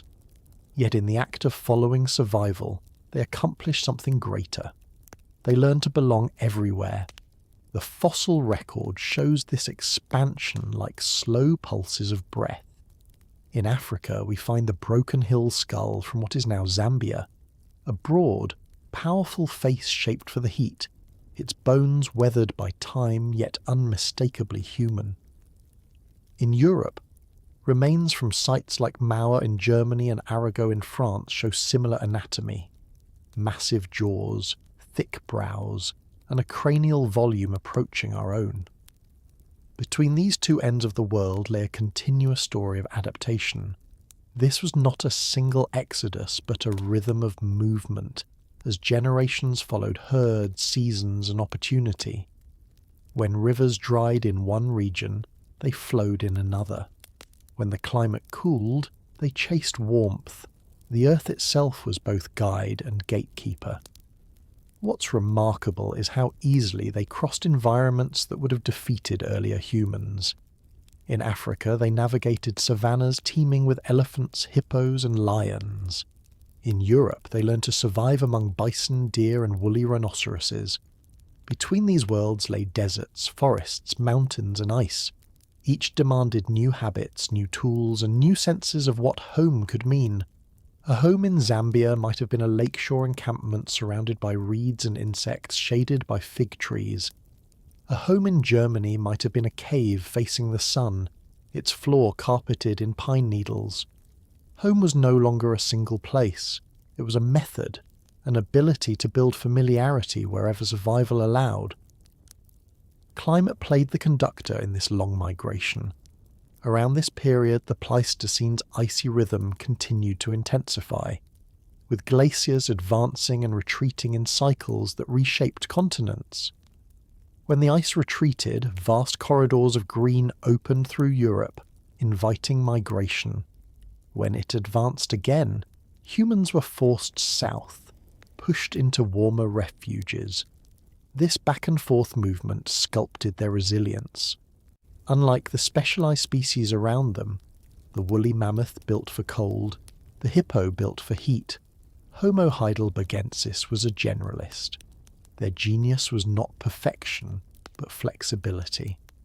Archaeological evidence reveals just how broadly they adapted. In southern Africa, sites like Kaabwe and Elandsfontein show hunting of large plains animals under hot sun. In Europe, fossils and stone tools appear in contexts that suggest colder, more seasonal environments. In both, the same hand axe designs persist, universal symbols of skill passed across thousands of kilometres. The Herculean toolkit became humanity's first passport, a shared technology that worked as well on elephant bone as on reindeer hide. It speaks of a mental continuity across continents, a cultural thread uniting groups who would never meet, but who thought alike when faced with stone. But to move so far required more than tools. It required memory. Imagine standing in a landscape you've never seen, with no markers, no language, and no certainty of what lies beyond. The only map you have is the landscape of your mind, the rivers you remember, the winds you trust, the stars you follow. Cognitive scientists believe this ability to form mental maps, to visualize terrain beyond immediate sight, emerged during this era. It allowed humans to move intentionally rather than randomly, to plan routes, to recognize familiar resources across long distances. Each migration was not just a reaction to hardship, but an experiment in imagination. What if there is food beyond that ridge? What if the horizon isn't the end? Fossil discoveries suggest these people reached astonishing distances. By 500,000 years ago, human presence extended north to England's coasts, where temperate forests offered deer and wild cattle.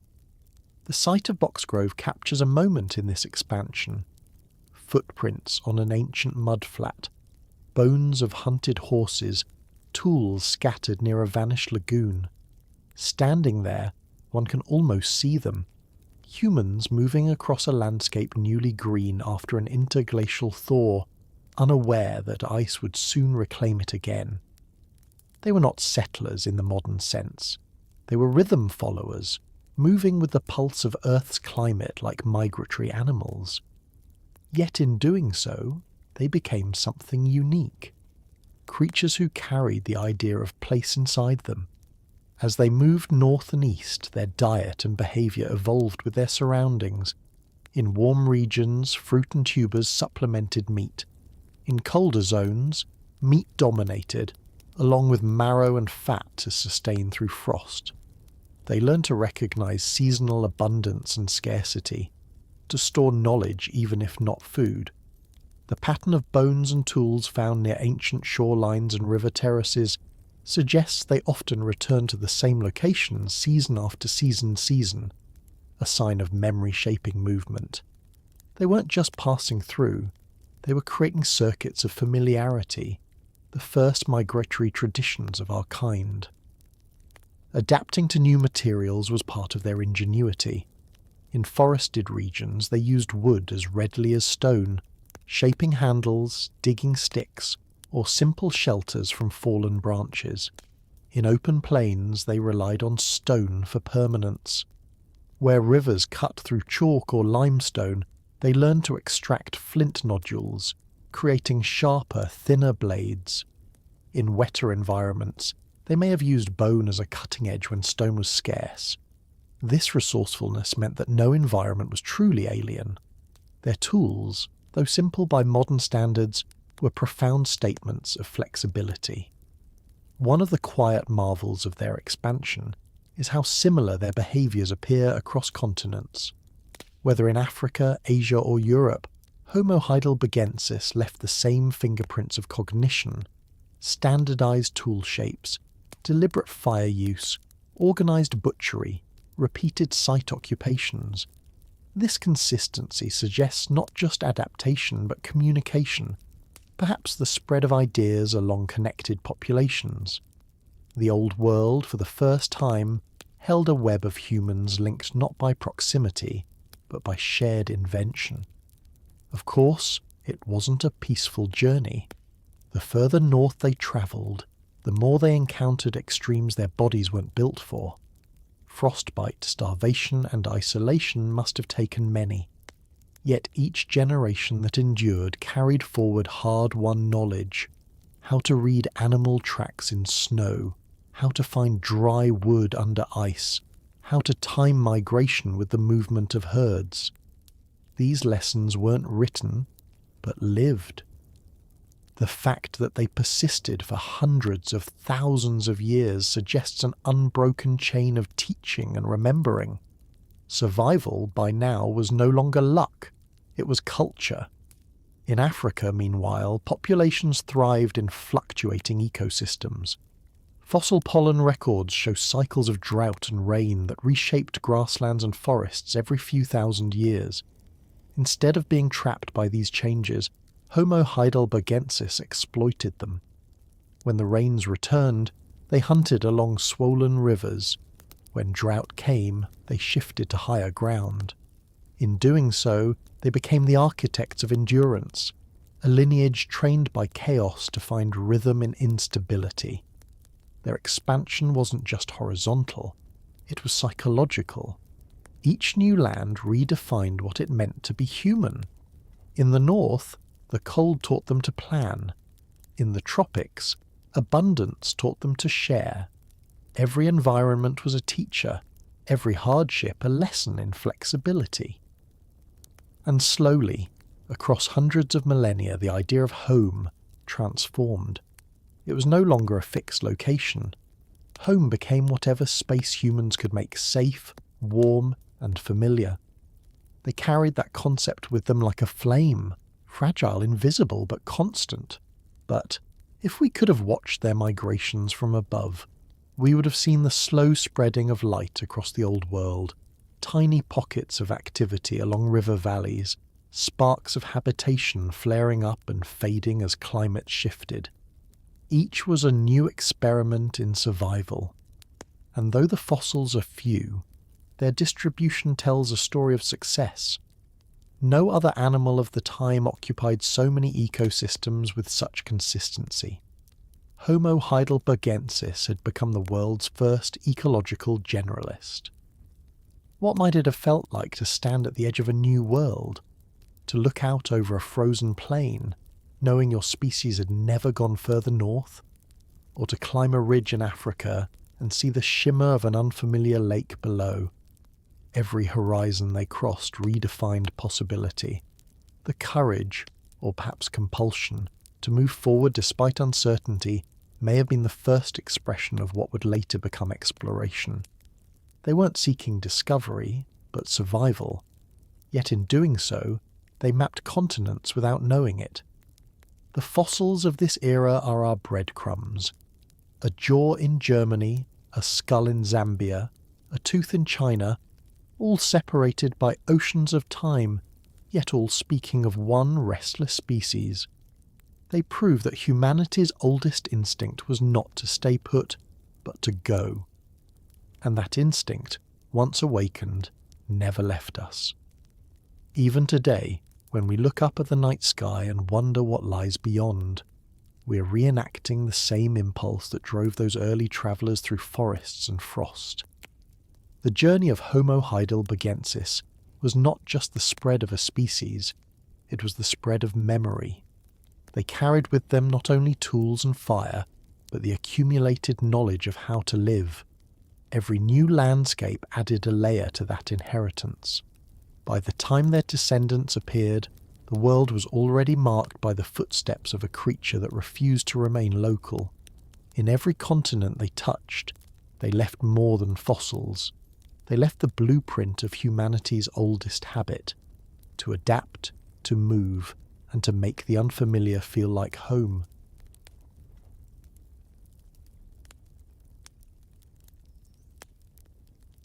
Imagine climbing deep into a cave where no light reaches, lowering yourself down a narrow shaft of limestone and clay, and finding at the bottom, not treasure, but bones, human bones, dozens of them, tangled, broken, ancient, skulls staring out from the dark as if waiting to be remembered.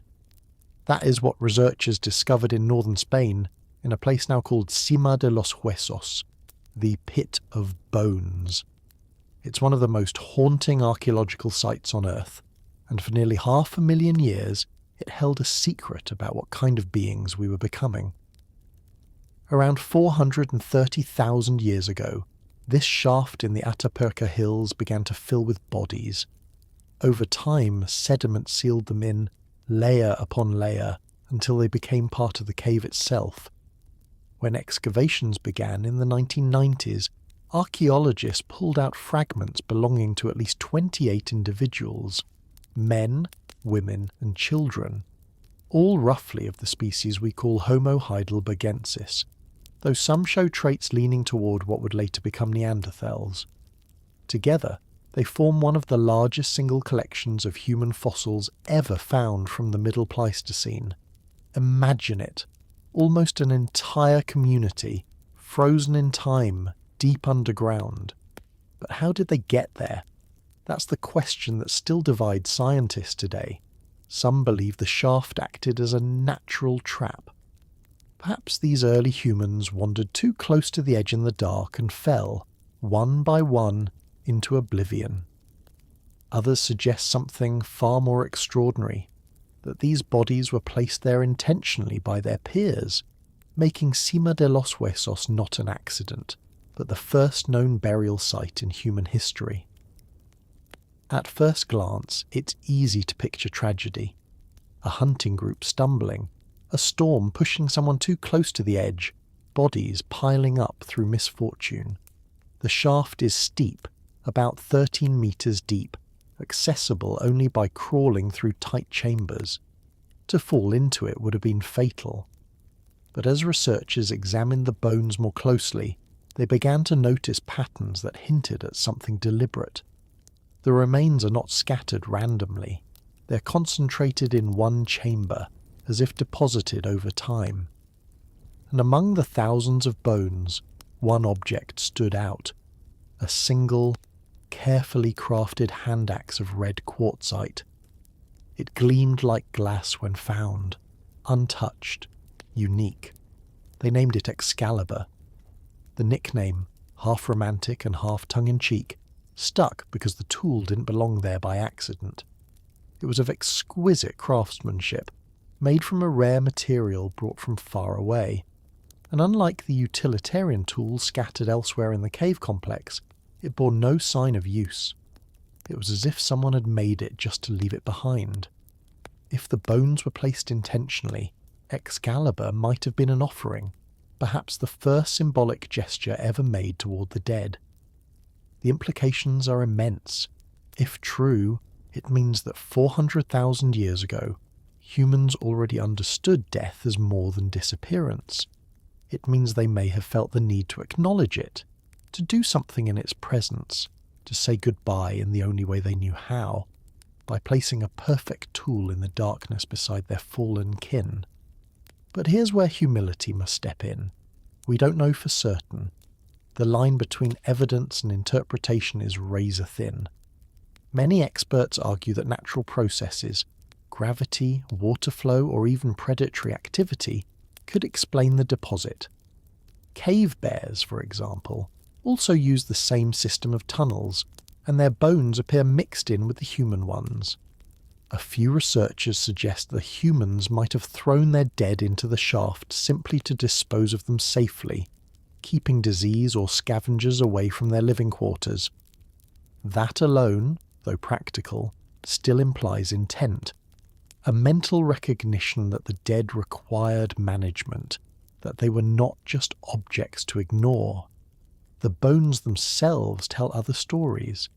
Many show signs of healed injuries, meaning these individuals lived in groups that cared for one another. Others display repeated head trauma, perhaps from interpersonal violence or hunting mishaps. One skull bears a pair of impact fractures that align perfectly, suggesting the blows that killed that individual came from another human's hand. In that sense, the pit of bones may hold more than reverence. It may hold the memory of conflict. If some were murdered, others might have carried their bodies here afterward. Whether as penance or respect, we cannot say. What fascinates researchers is the emotional leap this site might represent. Earlier hominins, like Homo erectus, left behind bones scattered by time, with little sign of what they felt toward their dead. But here, something changes.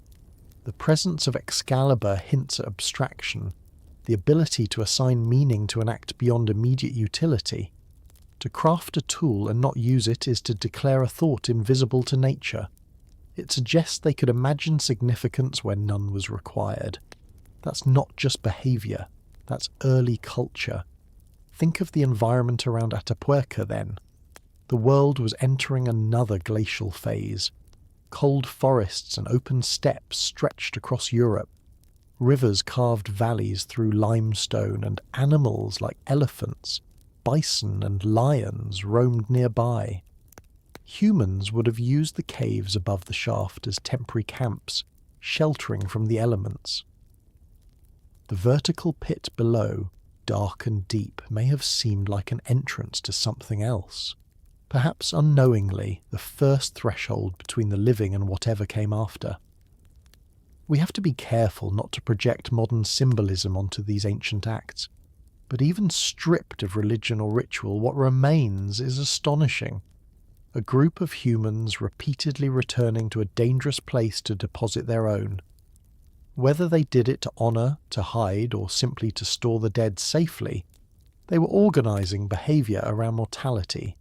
That is a seismic step in cognition. To act differently in the presence of death is to acknowledge its meaning. The bones themselves have offered another revelation, one that science, not sentiment, uncovered. Genetic analysis of fragments from Cima de los Huesos produced the oldest known human DNA ever sequenced. It revealed that these individuals were closer to the ancestors of Neanderthals than to us, bridging a gap between species and deepening the mystery of when and how these early humans diverged. In this way, the pit connects not just bodies, but lineages. It's a meeting place of evolution itself. One can almost imagine the scene. A group descending into the cave with torches of burning resin, their light flickering against damp stone, the air thick with smoke, the floor slippery with mud. They carry the body of one of their own, wrapped in hides or held carefully by arms used to lifting game. Maybe they say nothing. Maybe they make a sound, a low hum or rhythm as they lower the body into the dark. The torchlight fades, They leave behind the red hand axe, its polished surface catching the last glow before vanishing into silence. Then they climb back toward daylight, carrying with them the weight of understanding. Someone is gone, and something must be done about it. We can't prove this scene happened, but every fragment of evidence whispers that something profound occurred here. For the first time, the living may have marked the dead. The shaft became not a trap, but a memory. Over the millennia, more bones accumulated, sediment sealed them. The firelight went out. The world above changed. Ice came, forests moved, species evolved. And then, hundreds of thousands of years later, other humans found the pit again. They climbed down the same shaft, now armed with helmets and electric lamps, and discovered their predecessors waiting. What those early beings could not have imagined is that their final resting place would become a message across time, a fossilized act of remembrance. Perhaps that's what makes the Pit of Bones so powerful. It blurs the line between archaeology and empathy. You can study the bones as data, measure angles, calculate ages, but standing before that red hand axe, it's hard not to feel something older than science. It's the recognition that even before language, even before art, humans were already trying to make sense of loss. The scientists working at Atapuerca often describe the site as both exhilarating and eerie. The air is still, humid, timeless. The bones lie where they fell or where they were placed, surrounded by mud the colour of rust. To touch them is to touch continuity, to feel the pulse of memory beneath stone. And though we can never know the full truth, one fact stands quietly. 430,000 years ago, someone cared enough to do something.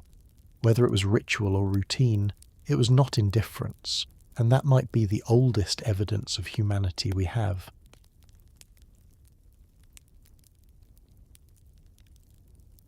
Imagine standing on a beach in southern France 400,000 years ago. The air smells of salt and smoke. Waves crash gently against the shore, and beyond the dunes a cluster of humans gathers around a low, glowing fire. Behind them rises something remarkable. Not a cave, not a natural shelter, but a structure of their own making. Bent saplings form an oval frame, their bases wedged between stones. Strips of bark, grass and hide are stretched across the sides to block the wind. Inside, the ground is darkened by ash and trampled footprints. For the first time in history, the idea of home isn't borrowed from nature. It's built. This place is known today as Terra Amata, beloved Earth. When archaeologists uncovered it in the 1960s near the modern city of Nice, they found evidence that changed how we understand early humans. Beneath layers of sand and soil lay the faint outlines of what appeared to be huts, ovals of compacted earth, surrounded by stones and post holes, measuring up to 9 meters long. In the centre of each was a hearth, the blackened remains of ancient fires. Around them lay stone tools, butchered animal bones, and traces of ash scattered by wind. The evidence spoke clearly. These people weren't just passing through. They had built a place to stay. The discovery was almost poetic. The Mediterranean sparkled just beyond the dig site, just as it must have for the inhabitants of Terra Amata when the shoreline lay lower and the world was cooler. They lived in a time between ice ages, when the climate along the French Riviera alternated between open woodland and grassy coast. Herds of elephants and deer grazed nearby. Rhinoceroses and wild cattle roamed the hills. It was an abundant environment, if you knew how to use it. And Homo Heidelbergensis, with their growing intelligence and resourcefulness, had learned to do just that. The huts of Terra Amata were temporary by design, likely built during seasonal migrations to hunt or fish along the coast. Yet even that transience reveals something profound. These were not random piles of branches. They had form and intention. The poles were arranged in patterns suggesting planning and perhaps shared instruction. Stones were placed deliberately around the perimeter, anchoring the structure against wind. The hearth inside was positioned just so, near the entrance, where its smoke could escape and its warmth could greet anyone entering from the cold. This was architecture in its embryonic form, the transformation of landscape into living space. For archaeologists, the site was a revelation and a controversy. Some questioned whether the huts were truly man-made or merely natural features shaped by erosion. But as evidence accumulated, the consensus leaned toward human authorship. The soil inside the ovals was distinctly different from that outside, showing repeated trampling and occupation. Burned bones and flint flakes clustered near the hearths, consistent with domestic activity. Even the pattern of stones suggested design rather than chance. Whether these were permanent dwellings or short-lived shelters, they marked a decisive step in humanity's relationship with the environment. We stopped merely finding shelter and began building it. Picture the scene more closely. A small group, perhaps 15 to 20 individuals, gathers in the evening light. The day's hunt has ended. Skins are drying on a rack, spears lean against the wall, and the smell of cooked meat mingles with the sea breeze. Children play near the fire, drawing patterns in the sand with sticks. A few adults repair tools, chipping flint into fresh edges. Others sit quietly, staring out toward the horizon. The sound of waves mixes with the low hum of conversation, not language as we know it, but rhythm and gesture. In this moment, humanity feels its first sheltering pause, the space between danger and comfort, between the wild and the domestic. To construct such shelters required foresight, an understanding of how materials behave, how to balance structure against gravity, how to predict the weather. These are not trivial mental feats. A roof, after all, is a promise against tomorrow. It says, "We will still be here when the sun rises." That kind of thinking hints at an expanding consciousness, one that links memory and planning, safety and creativity. Building a home is not just survival, it's self-awareness, turned outward. The materials they use tell another story of ingenuity. Wooden poles were likely cut from nearby trees with stone hand axes.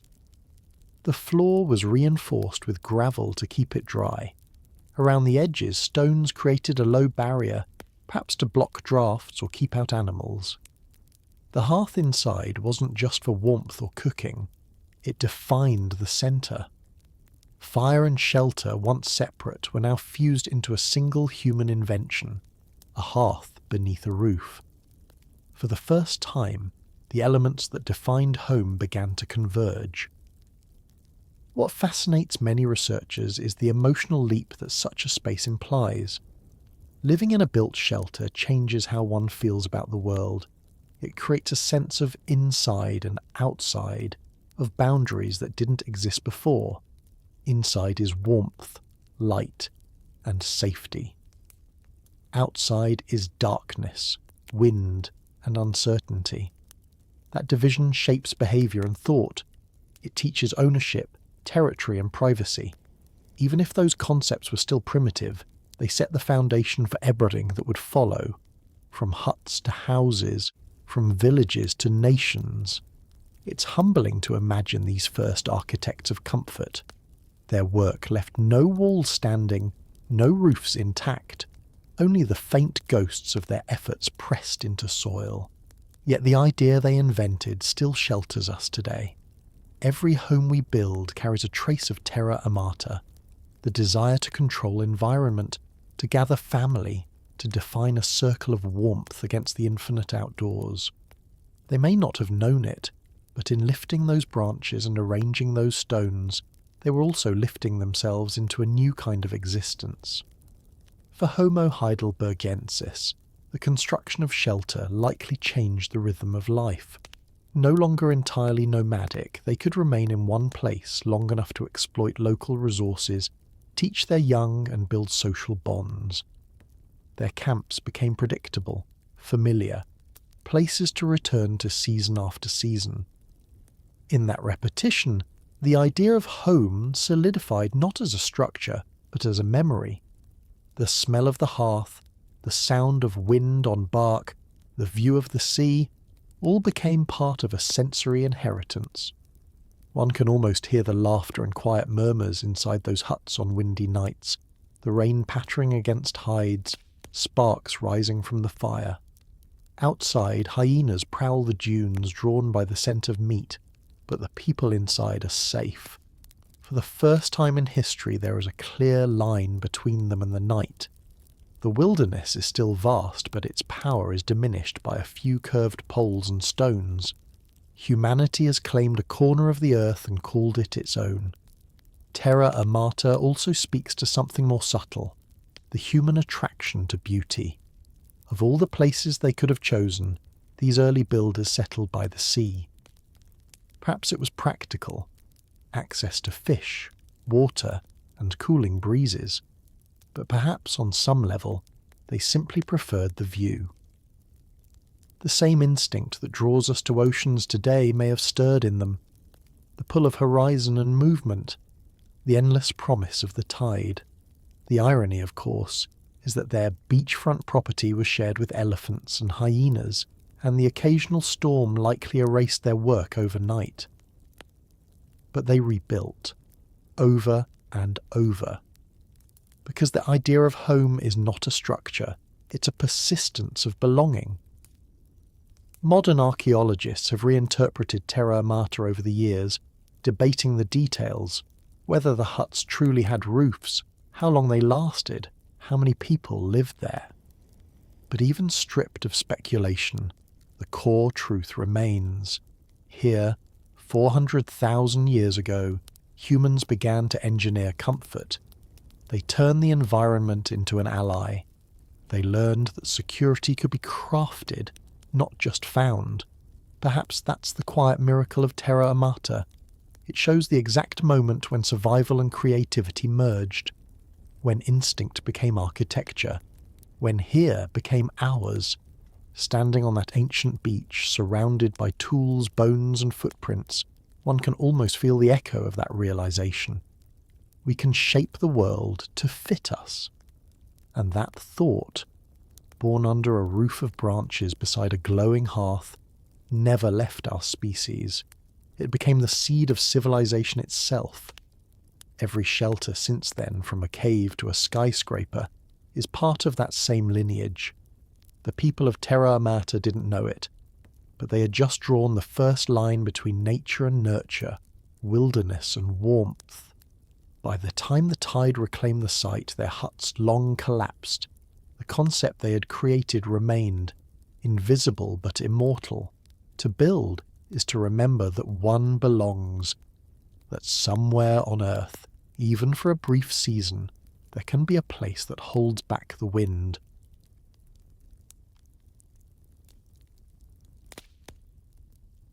Imagine standing at the edge of an ancient lake in what is now northern Germany, 400,000 years ago.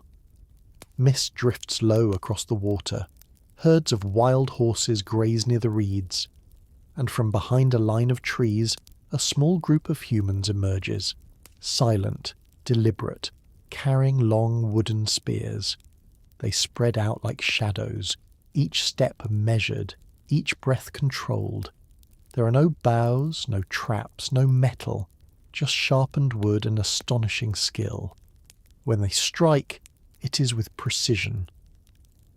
Within moments, one of the horses collapses, pierced by a spear flung with perfect balance and force. What those hunters accomplished that day wasn't luck. It was the result of imagination turned into engineering.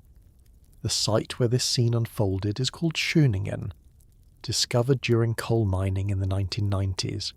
There, preserved in the mud of a prehistoric lake bed, archaeologists uncovered something no one expected to survive. 8 wooden spears, each carefully shaped from spruce and pine. They're astonishingly well balanced, weighted toward the front like modern javelins. and measure up to 2.5 meters in length. Alongside them lay the remains of at least 10 horses, their bones bearing cut marks from stone tools. The evidence was unmistakable. These were not scavengers feeding on the fallen. They were organised hunters, capable of teamwork, timing and technology. Until that discovery, it was often assumed that early humans relied mainly on simple thrusting weapons, crude sticks or close-quarters ambushes. But the Schöningen spears changed that story completely. They revealed foresight, tools designed not just for stabbing, but for throwing. This meant distance, safety and strategy. The hunters at that lakeshore were not reacting to chance. They were orchestrating an event. To craft such a weapon required knowledge of wood grain, weight and aerodynamics, concepts that seem advanced for their time, yet were already embedded in the intuition of Homo heidelbergensis. Each spear tells a quiet story of craftsmanship. The builders selected straight, knot-free trunks from young trees, likely choosing spruce for its elasticity.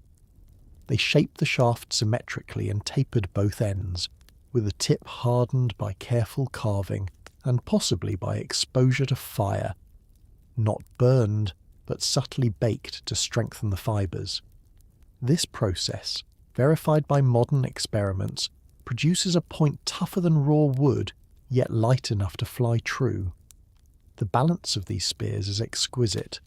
When tested by modern athletes, they fly remarkably well, comparable to contemporary javelins.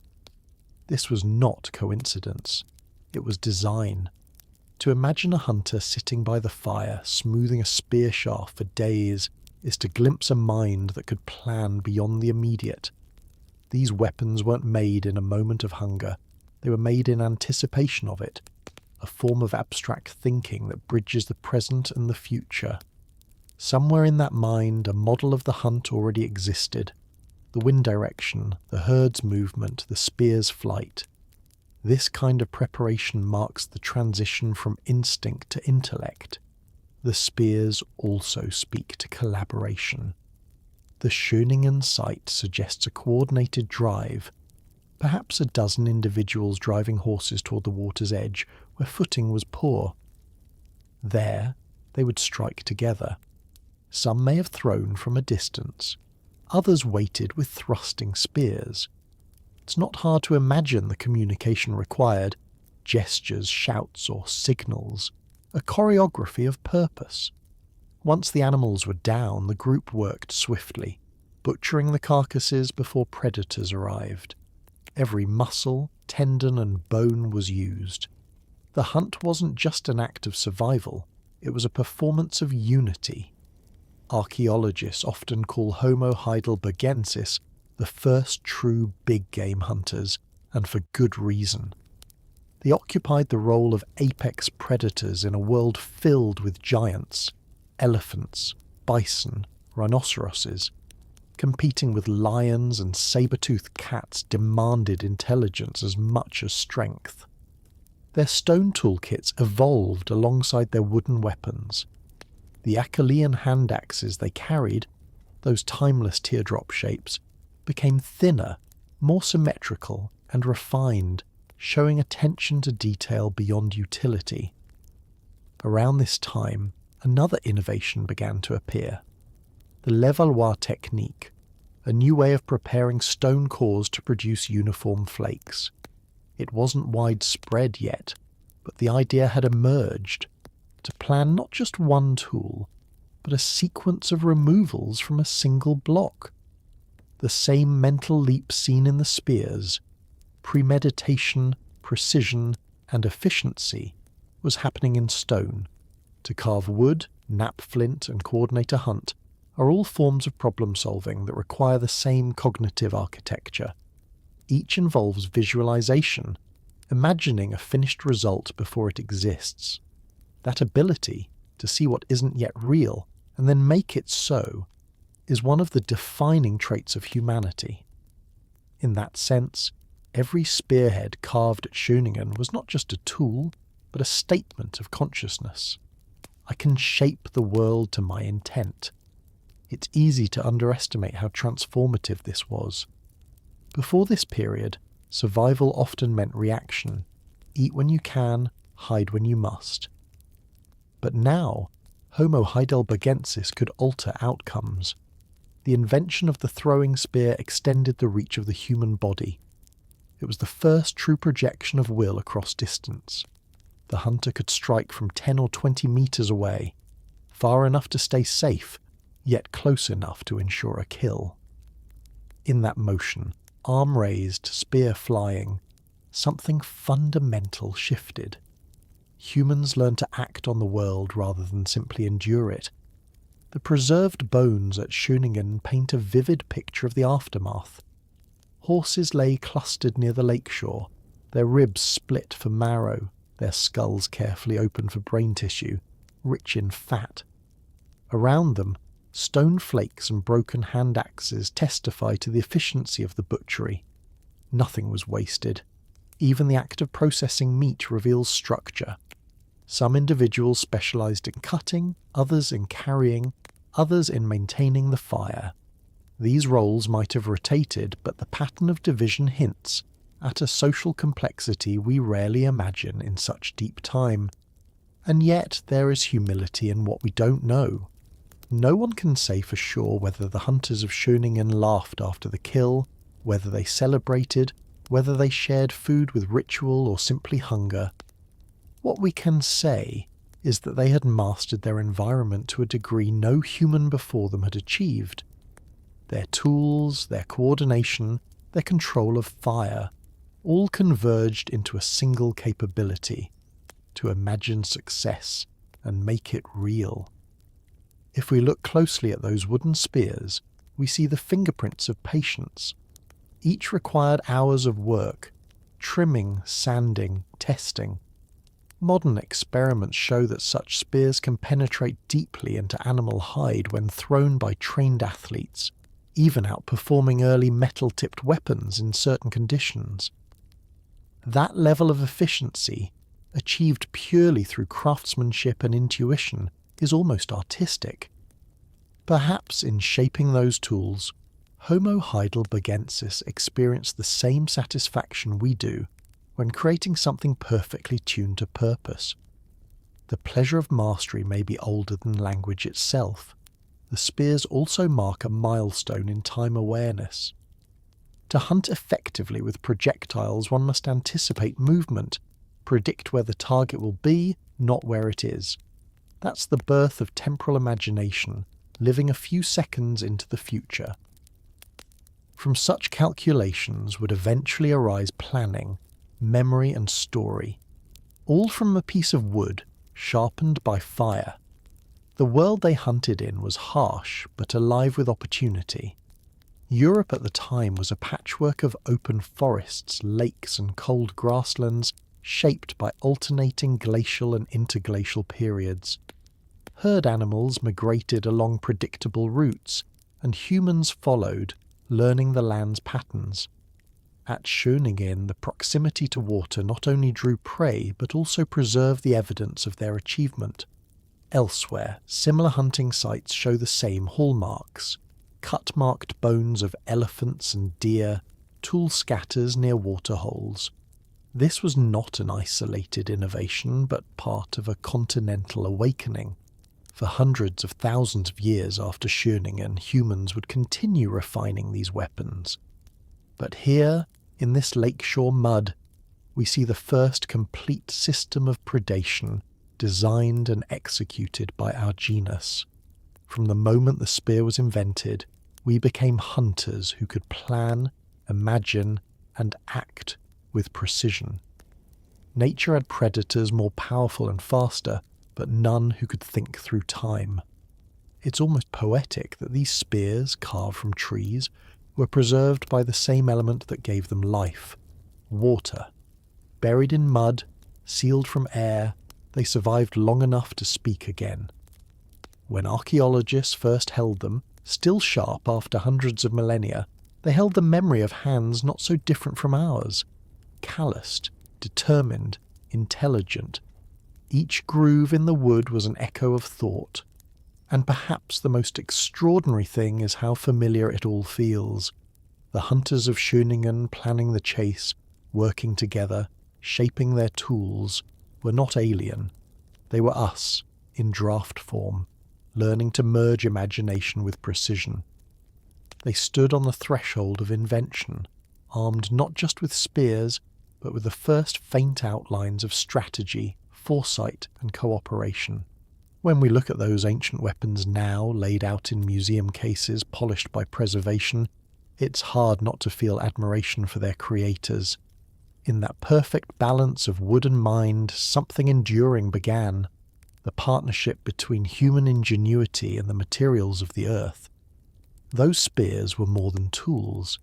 They were the first expressions of control, the first lines of design in the long sketch of civilization. From that moment on, the world would never again belong only to the strong. It would belong to those who could imagine the strike before it happened, who could make the invisible trajectory of an idea real. The hunters of Schöningen had turned thought into motion, and motion into survival. And in that silent flight of wood through air, the human story began to sharpen.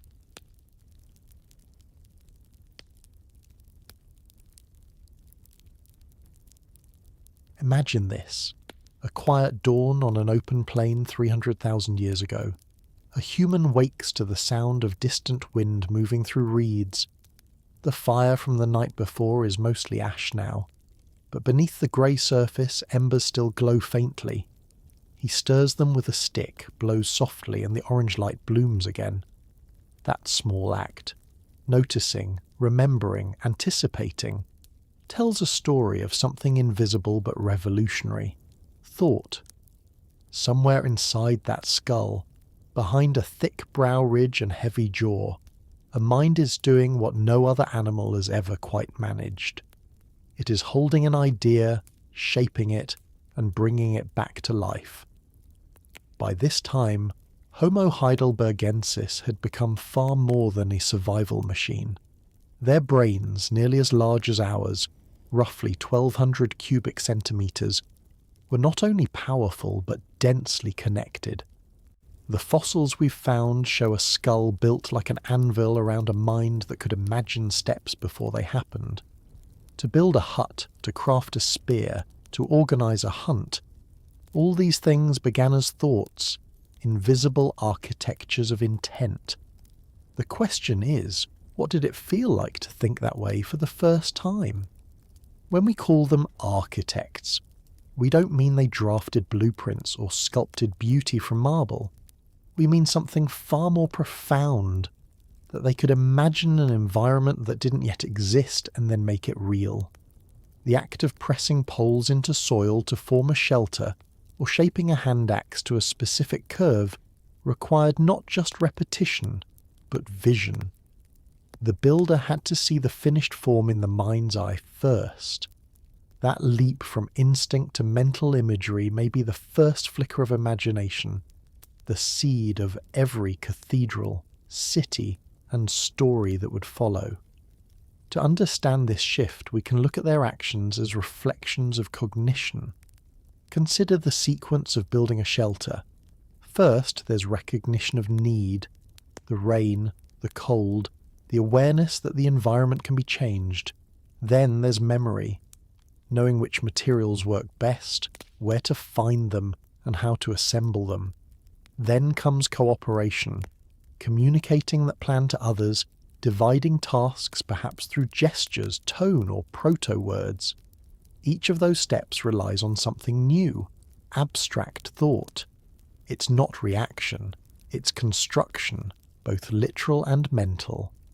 Language, though still speculative for this species, must have been evolving toward form. Many anthropologists suspect that by this point, early humans had developed rudimentary systems of vocal communication, structured enough to plan hunts and convey warning or intent. The anatomy of Homo heidelbergensis suggests a vocal tract capable of varied sounds, though perhaps not the full range of modern speech. Their minds may have already organised the world into categories: food, danger, kin, tool. Even a small set of shared meanings would have transformed how they lived. To name is to shape reality, to bind experience into memory. Toolmaking gives another window into their inner life. The precision of their late Apuleian hand axes reveals patience and mental rehearsal. Each stroke of stone against stone was a decision made in sequence, guided by an internal model. This means they could hold the idea of the tool, a mental template, before it existed physically. That's astonishingly close to modern creativity. It's the same process an artist or engineer uses today, visualizing a goal, then realizing it step by step.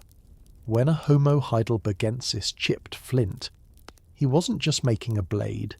He was externalizing thought, turning imagination into matter. Even fire, their great inheritance, shows the same mental depth. To keep embers alive through a night required more than knowledge. It required discipline. It meant planning ahead, remembering to gather fuel, and anticipating that warmth would be needed later. These are forms of delayed gratification, hallmarks of complex cognition.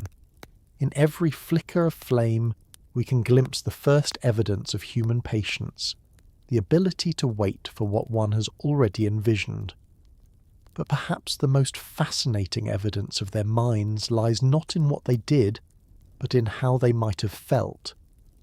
By this time, Homo heidelbergensis occupied landscapes across Africa, Europe, and Western Asia, each group shaped by its own climate, flora, and fauna. To navigate those varied worlds demanded not only skill but awareness, a sensitivity to patterns in nature. They likely read the sky, the seasons, the migrations of herds. That required recognition of cause and effect, of cycles larger than a single life. They were beginning to see time not just as a series of moments, but as a repeating rhythm. The first mental calendars were not drawn in sand or bone. They were kept in memory. We often think of imagination as belonging to art or language, but its roots may lie in something simpler: empathy. To imagine another's perspective, to understand hunger, pain, or joy not as your own but as someone else's, is a profound mental act. The healed bones found at sites like Atapuerca and elsewhere suggest that Homo heidelbergensis cared for their injured and elderly. That implies foresight and compassion, tending wounds that would only heal after many days, understanding the link between care and survival. Somewhere in those acts of attention, emotion turned into understanding, a shift from reflex to reflection. The human mind didn't appear fully formed. It was built, layer by layer, like one of their huts. Memory laid the foundation, planning erected the frame, and imagination became the roof, a structure strong enough to shelter ideas that didn't yet exist. That's what makes the phrase "mind of the architect" so fitting. It wasn't just about building huts. It was about constructing mental spaces where ideas could live, even when the world was silent. We can't know what thoughts pass through their heads, but we can imagine their kind of awareness.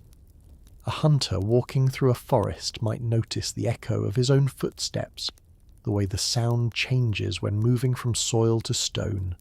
Perhaps he imitates it, experimenting with rhythm, realizing that action can create pattern. A child might play with ash and draw lines in the dirt without meaning yet, but with curiosity, the same curiosity that would one day create symbols and words. The distance between making a spear and making a story is smaller than we think.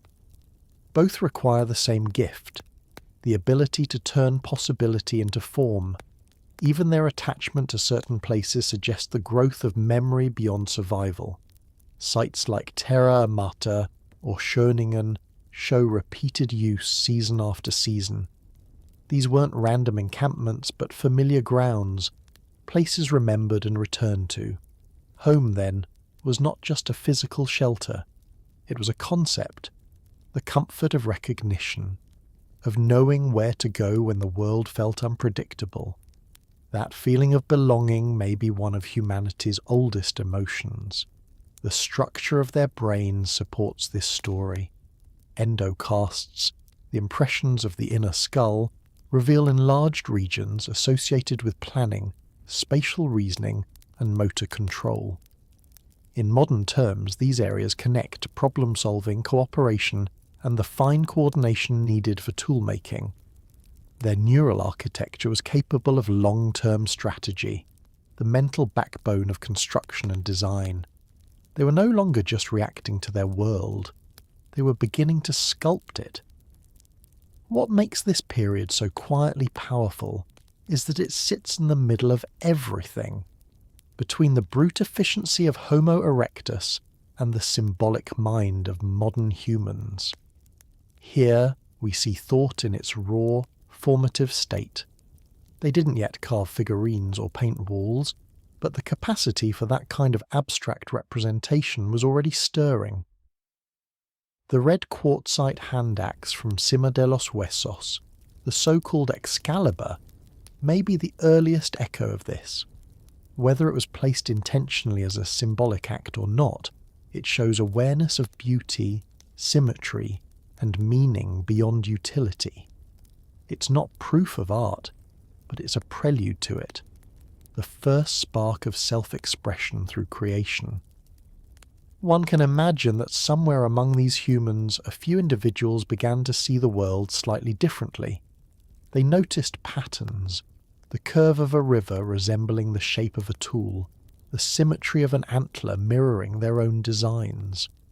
Such recognition requires abstraction, the ability to map ideas across contexts. From that ability would eventually come analogy, metaphor, and all higher thought. The mind of the architect was not just building huts, it was building concepts, and perhaps, after finishing their work, a shelter, a weapon, a hearth, they felt a sense of pride or satisfaction. Not in the way we do, with ego and language, but as a quiet pulse of recognition. I made this. That awareness of authorship, of cause and effect through one's own hand, may have been one of the first distinctly human emotions. Creation began to feed identity. Looking back, it's tempting to see them as precursors, as almost human.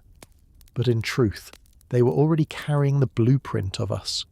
Their brains were heavy with potential, their hands guided by plans, their days shaped by thought. When we try to reconstruct their world, we're not peering into something alien. We're glimpsing ourselves before we learned how to speak our own complexity. Perhaps the first architect was also the first dreamer, lying beneath a shelter of branches, staring into the sparks of a fire.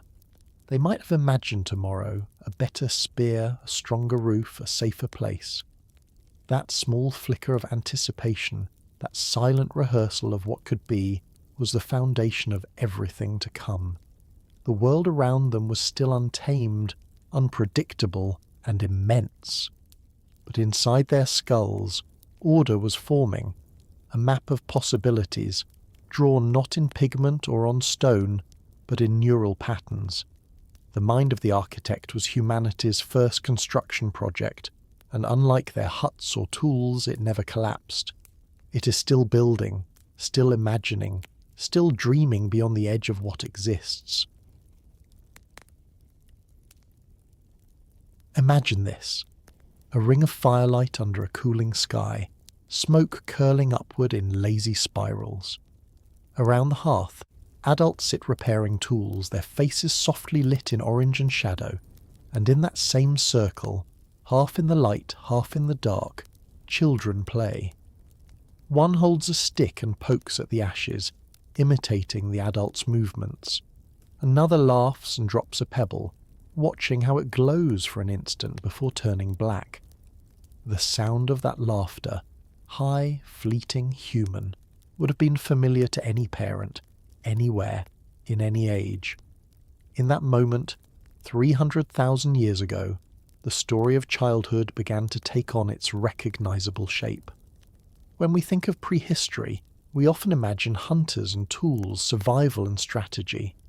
But behind every hunt, behind every shelter, there were families, small communities that carried the fragile continuity of life itself.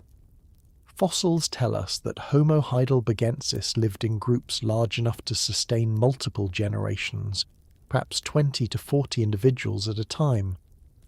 Within those groups were not only hunters, but mothers, infants, grandparents, and teenagers learning their place in the rhythm of the camp. The archaeological record does not preserve laughter or lullabies, but it does preserve the structures that made them possible. Hearths, food-sharing sites, and evidence of care for the vulnerable. The long childhood of the human lineage is one of evolution's great gambles. Most animals are born, grow, and fend for themselves within months. Humans, by contrast, remain dependent for years. Even at 300,000 years ago, this was true.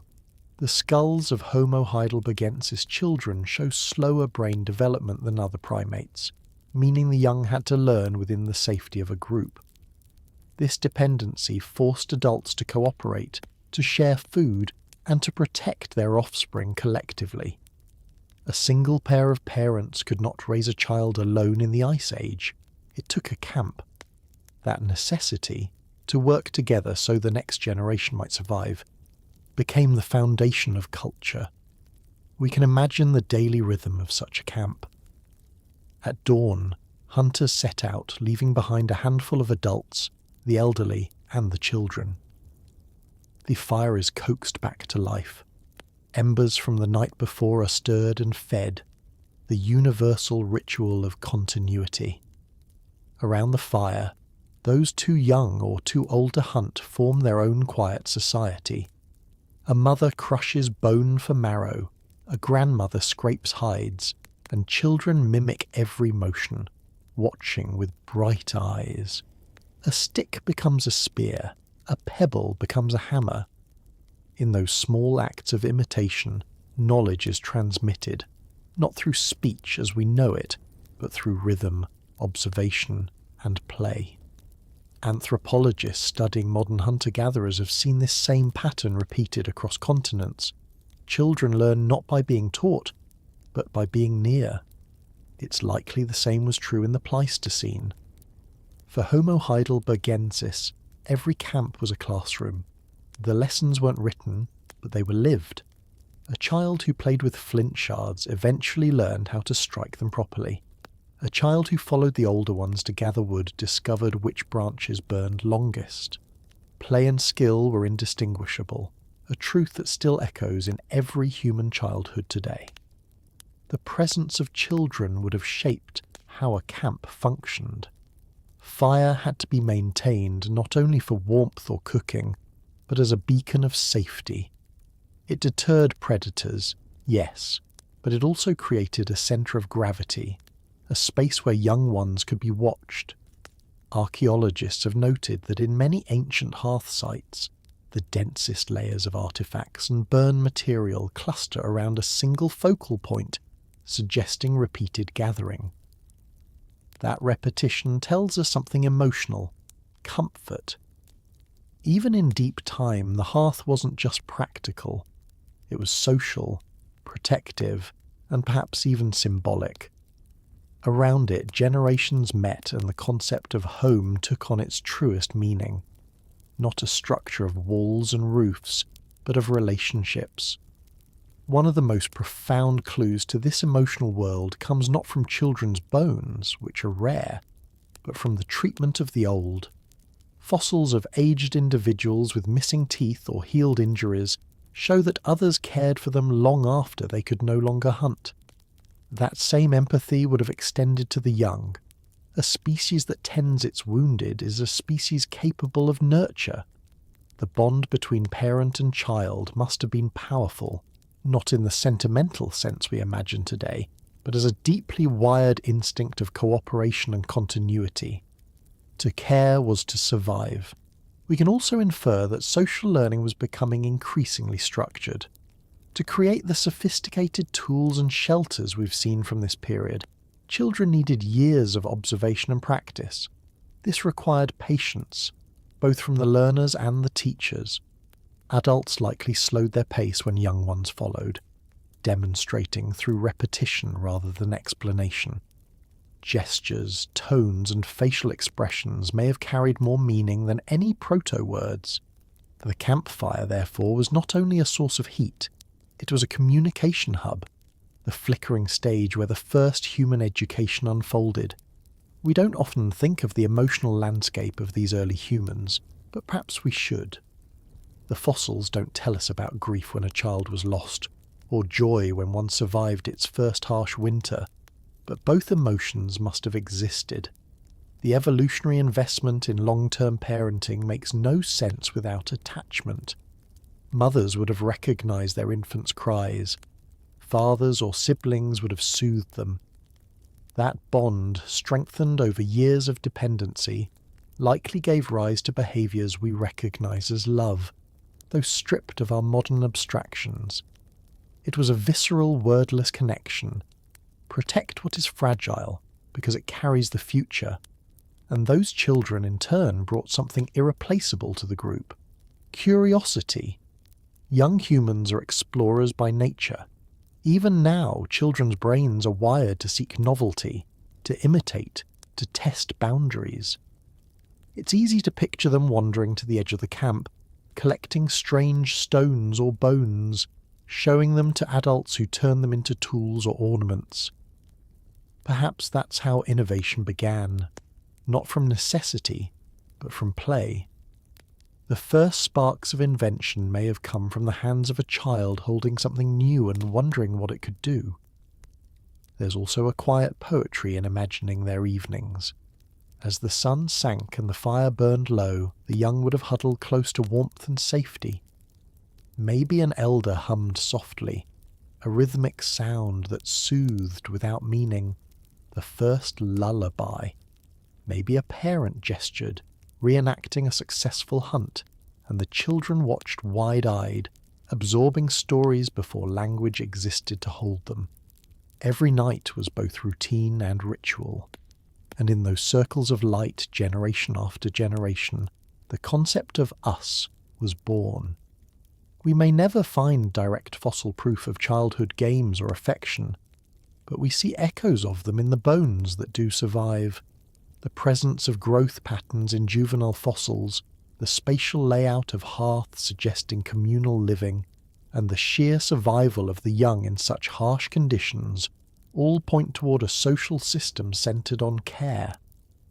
Without it, the species would not have endured.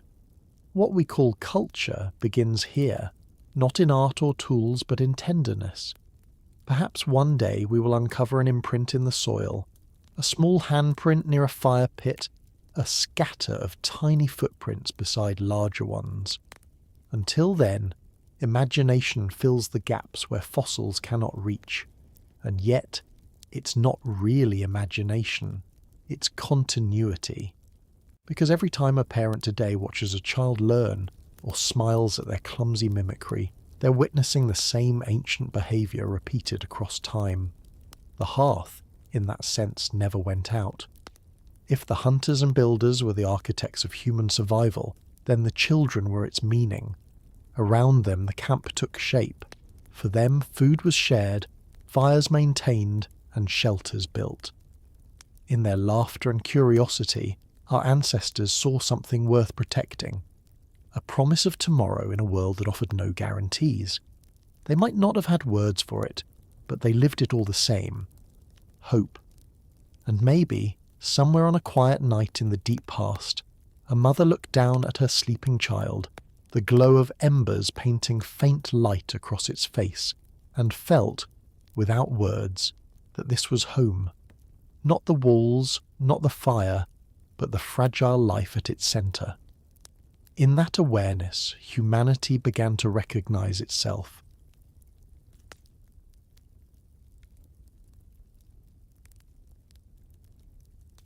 Imagine this, a single continent under a restless sky. Across its plains, forests and high plateaus walk beings who share one name, Homo heidelbergensis. yet over countless generations that shared name begins to fracture. They still look much the same, strong-boned, wide-shouldered, and sharp-eyed. But the winds they breathe, the foods they eat, and the climates that press against them are slowly rewriting their bodies. This is not a story of a single moment. It is a story of divergence, a quiet splitting, measured not in years but in glacial ages. Around 300,000 years ago, the great tree of humanity began to branch. The world they knew was changing again. The Pleistocene climate machine swung between extremes. Warm intervals that turned deserts into savannas, then freezing pulses that buried Europe beneath ice. In Africa, sunlight blazed more directly overhead, rivers shifted, and grasslands expanded. In Europe, the forest grew colder, darker, more seasonal. The same species found itself pulled in two directions by geography and time. Populations separated by mountains, deserts, and glaciers stopped meeting. Gene flow thinned like a thread stretched too far. What began as subtle variation, a different slope of forehead here, a thicker brow ridge there, became, over tens of thousands of generations, the first hints of two futures. The fossils bear quiet witness to this transformation. In Africa, remains such as those at Jebel Irhoud in Morocco, roughly 300,000 years old, show faces beginning to look familiar, flatter, more delicate, with reduced brow ridges and lighter bones. They still belong to Homo heidelbergensis-like ancestors, yet they carried within them the early architecture of Homo sapiens. Meanwhile, in Europe, fossils from sites such as Swanscombe in England or Cima de los Huesos in Spain reveal the opposite trajectory. Skulls growing broader at the base, faces projecting forward, and noses widening, features suited for conserving heat in bitter cold. Those forms would, in time, give rise to the Neanderthals. Two populations separated by continent and climate began to dream different evolutionary dreams. No one at the time would have noticed. If a band from the African plains had somehow met their northern cousins, they might still have recognized one another as kin. They could have shared a meal, understood gestures, perhaps even interbred. But the invisible work of evolution was underway. Mutation by mutation, adaptation by adaptation, each population fine-tuned to its world. In the warmth of Africa, lighter builds favoured endurance hunting across vast distances, the body shedding heat efficiently. In Europe's icy realms, thicker bodies and shorter limbs conserved warmth, while strength and insulation became survival itself. Evolution was not designing in the modern sense. It was responding, iterating, and shaping. This branching did not happen in a vacuum. The world itself was moving, grinding, transforming. Around this time, glacial cycles grew longer and more severe. Landscapes stretched and shrank like lungs. Populations expanded during warm phases, then retreated into refuges when the cold returned. Some groups vanished entirely, others endured. Every isolation event, every small tribe cut off for millennia by ice or desert, added its own genetic signature. Over hundreds of thousands of years, those signatures built into distinct lineages. What began as a species unified across continents became a family of diverging cousins, scattered across the old world. Archaeology captures the ghostly evidence of this shift not in grand monuments, but in stone flakes and hearth ash. In Africa, toolmaking began to show more refined control, with early signs of the Levallois technique, striking flakes from prepared cores, an act that required abstract planning. In Europe, Acheulean hand axes continued to evolve in parallel, sometimes more symmetrical, sometimes larger and heavier. This simultaneous refinement in different directions reflects both unity and separation. the same inherited knowledge expressed through different regional hands. In the stone record, you can almost feel the species stretching. It is tempting to mark a clean division, to say that here ends Homo heidelbergensis, and there begins Homo sapiens or Homo neanderthalensis. But evolution has no such clear lines. The boundaries blur like watercolour. The bones from 300,000 years ago belong to a grey zone of becoming, part past, part future. Perhaps the most honest way to think of them is not as a single species disappearing, but as an ancestral mosaic that was still rearranging itself. A population doesn't die, and another arise overnight. Rather, over generations, the statistical average changes. The faces of the children slowly differ from their ancestors, until at some undefined point, a new name feels justified. And so, what we call the last Homo heidelbergensis were not vanishing, they were transforming. Some in Africa were evolving brains with slightly altered shapes, subtle changes in organisation that may have allowed for longer memory or more intricate planning. Others in Europe were developing adaptations to the cold, their descendants becoming stocky and powerful, masters of endurance. Across Asia, related populations may have mixed with other local hominins. Their story is now lost in the genetic fog. We can only glimpse pieces, but together they form a portrait of transition, the great handover between the Middle and Late Pleistocene worlds. It's striking to think that this was the moment when humanity's path stopped being one and became many. From a single adaptable ancestor emerged the plurality of human forms that would soon populate the world. The tree analogy is apt, but perhaps incomplete. Evolution was not a neat bifurcation. It was a tangled growth, with branches intertwining, crossing, sometimes grafting together again through interbreeding. Yet from the perspective of deep time, two great directions became clear. One leading to us, the other to them. What would it have felt like to live through this era? For those ancient people, nothing seemed different. The air still smelled of smoke and earth. Hunts were still perilous, shelters still fleeting. But under the surface, new behaviours were stirring. In Africa, growing social networks may have begun to link groups across wider territories, sharing tools and knowledge. In Europe, more stable family bands clung together to survive the long winters. The differences were small, but over millennia they shaped destiny. Climate, isolation, and adaptation, the old forces, were once again sculpting the human story. And then, slowly, the familiar faces of Homo heidelbergensis faded from the fossil record. By 250,000 years ago, they no longer appear in either Africa or Europe. In their place we find the first clearly distinct forms of Homo sapiens and Homo neanderthalensis. The hunter architects had fulfilled their role.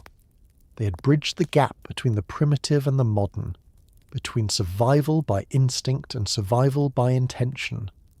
Their descendants would take those same instincts, to build, to share, to adapt, and carry them further than the Pleistocene world could ever have imagined. It's almost comforting to realise that the split wasn't a tragedy or a fall. It was continuity expressed through change. The same spark that once guided a hand axe across stone now guided a thought across generations. The same urge to find shelter drove two species toward very different futures. One lineage would remain in the colder north, mastering endurance and community amid snow. The other, in the warmer south, would eventually walk out of Africa, carrying the firelight into new worlds. If you could stand at that crossroads and look both ways, into the African dawn and the European dusk, you would see the same flame of intelligence burning in both. Two homes for the same idea, two answers to the same question: how to be human in an unstable world. And from that shared root, all later humanity, Neanderthals, Denisovans, and us, would inherit the legacy of Homo heidelbergensis. The architect's mind and the hunter's hands lived on, reshaped but unbroken in every branch that followed. Perhaps that is the quiet truth of this turning point. Extinction is rarely an ending. Sometimes it is simply a change of name in the ongoing autobiography of life. The ones who built the first homes gave birth through time and adaptation to all the ones who would someday fill them.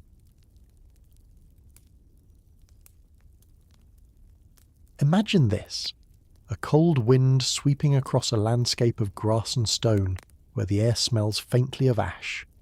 The sun sinks low, its light bending through dust and smoke, touching the edges of a camp that may be one of the last of its kind.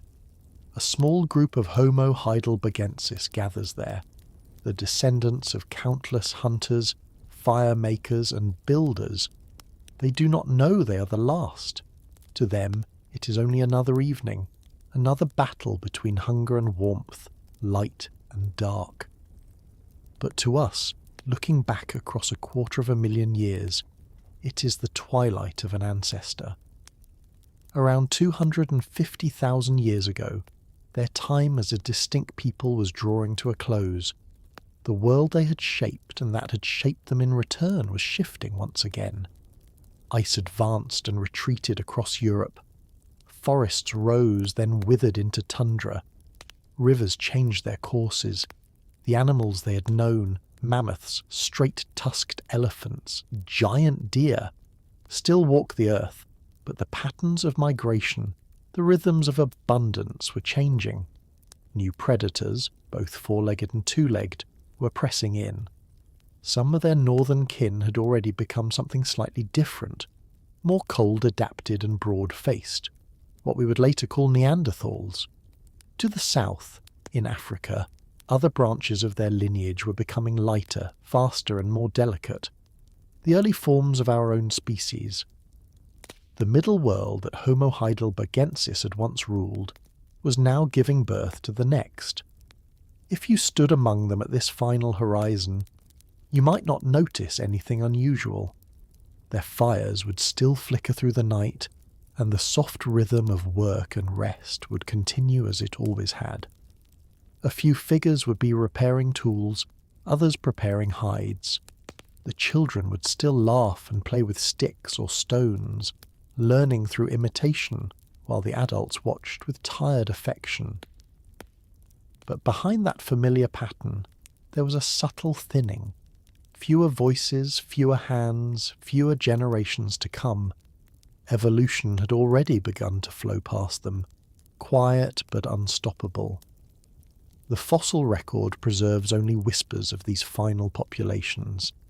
In Africa, one of their last representatives may have been the being whose skull was found at Broken Hill, now Kabwe, Zambia, with its heavy brow ridges, massive face and brain nearly as large as ours. In Europe, remains from sites such as Arago and Petrolona suggest similar forms, surviving late into this period. They were strong, intelligent and capable, but their world was fragmenting. Each isolated valley or plain became its own small refuge, and isolation, over millennia, is what transforms one species into another. The last Heidelberg people lived in a time of flux, where nothing stayed the same for long. Ice ages carved deep scars into the continents, forcing humans and animals alike to move, adapt, or die. The camp that once stood beside a river might one day be buried beneath glacial till, its ashes fossilized into silence. Yet within that silence, their legacy endured. Every fire lit, every shelter built, every lesson taught to a child carried forward, reshaped by the generations that followed. We tend to think of extinction as something sudden, a line that ends. But for Homo heidelbergensis, it was more of a fading transition, like twilight sliding into night. Their DNA, their ideas, their survival strategies did not vanish. They simply evolved beyond recognition. They became the blueprint from which two great branches of humanity would arise. In that sense, Their disappearance is an illusion. What ended was only a name. Perhaps one of the last camps still stood somewhere in southern Europe or the Levant, a cluster of hides stretched over bent branches, glowing faintly with the orange light of fire. Around it the forest rustled with unseen animals, and beyond the trees lay the vast cold plains that would soon belong to others. Inside the camp a woman scraped the hide of a deer, while a man fed dry twigs into the embers. Their gestures were ordinary, practiced. But as they worked, the shape of their faces already carried small hints of the future, a little more Neanderthal in one, a little more human in another. They were still one species, yet the future was already dividing between them. Theirs was not a fall from greatness, but a quiet transformation shaped by necessity. Over hundreds of thousands of years, they had adapted to so many worlds, the savannas of Africa, the river valleys of Europe, the mountain foothills of the Levant, that their descendants could now inherit nearly any environment on Earth. They were the bridge species, the evolutionary threshold between the old world of instinct and the coming world of reflection. When they looked at a landscape, they did not merely see it, they imagined what could be built, where to find water, where to rest. That imagination, more than any bone or tool, was their gift to the future. Even their silence taught us something. Unlike later humans, they left no art, no carvings, no lasting monuments. But perhaps that restraint speaks to something profound, a focus on survival, on presence. They lived in the moment, their achievements measured not in symbols, but in continuity.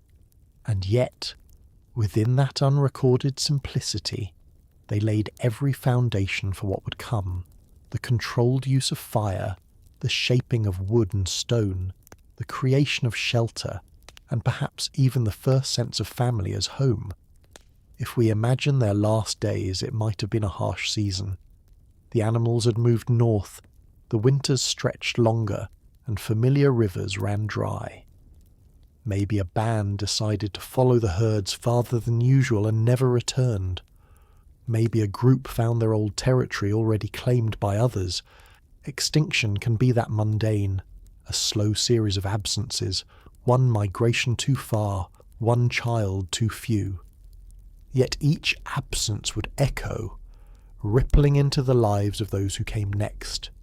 And so, as the last campfires of Homo heidelbergensis burned low, their light did not fade completely. It was carried in new forms, new bodies, and new minds. The warmth of that fire would later glow in the hearths of Neanderthals in Europe and the early Homo sapiens in Africa. The same gesture of feeding a flame, the same glance exchanged between parent and child, the same quiet instinct to build and protect, all of it was theirs first. In this way they never truly vanished. They became our ancestors not just in blood but in habit. There's a humility in realizing that no one marked their passing, no burial mound, no engraved stone, no story told beneath the stars. Only the wind remembered, carrying the scent of their fires through forests that would one day vanish too. Yet, if history is written in survival, then Homo heidelbergensis wrote one of its most enduring chapters. They proved that intelligence was not enough. Cooperation, adaptability, and imagination were the true keys.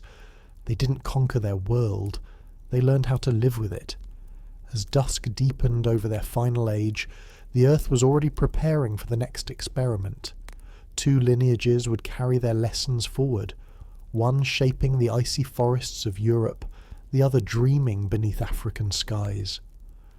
But for a brief moment in deep time, both still carried the same fire, both still built the same shelters, both still held the same children close against the night.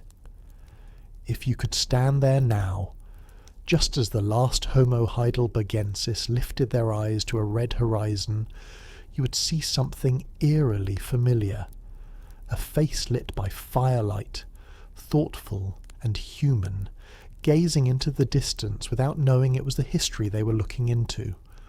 The last of their kind, and yet somehow the first of ours. What if I told you that every home ever built, from a grass hut on the savannah to a steel tower scraping the clouds, carries a spark that began hundreds of thousands of years ago? Somewhere in that long-vanished Pleistocene world, Homo heidelbergensis struck the first blueprint. They never drew it, never named it, but through their hands and habits, they designed the basic grammar of humanity, to make a place in the world and call it ours. Long after their bones had turned to dust, that design endured. After 250,000 years ago, the last Heidelberg people were gone, but their ideas, if we can call them that, lived on in the descendants they shaped. In Europe, their cold, adapted kin evolved into the Neanderthals, who refined nearly every one of their ancestors' achievements. They built shelters of branches and hides at the mouths of caves, arranged stones to block the wind, and kept hearths burning for days on end. In Africa, the line that would become Homo sapiens carried forward the same instincts, to gather, to plan, to imagine space as something that could be made safe. Across 2 continents, 2 species born from the same ancestor took the art of survival and turned it into a culture of belonging. You could say that Homo heidelbergensis left behind not fossils, but instructions. The first was fire. Every later human species, from Neanderthals to us, inherited the knowledge that warmth could be summoned from the earth and tamed. It wasn't instinct anymore, it was tradition. It became the first shared human technology, a kind of inherited memory passed across generations without words. A campfire wasn't just a tool, it was an idea. Here is safety, here is food, here is light. That pattern, repeated over hundreds of thousands of nights, became the foundation for every later hearth, stove, and city light. The second legacy was the concept of shelter. Heidelbergensis didn't just find caves, they built the first outlines of home. Those simple structures of wood and stone were not architecture as we know it, but they were intention made physical. Later humans would repeat that impulse endlessly, adapting it to every climate the planet could offer. Neanderthals built rings of mammoth bones and hides to survive glacial winds. Early Homo sapiens in Africa shaped rock overhangs into communal camps, then crafted temporary huts of reeds and mud. The details changed, but the principle remained identical. Humans no longer simply lived in nature, they reshaped it to fit themselves.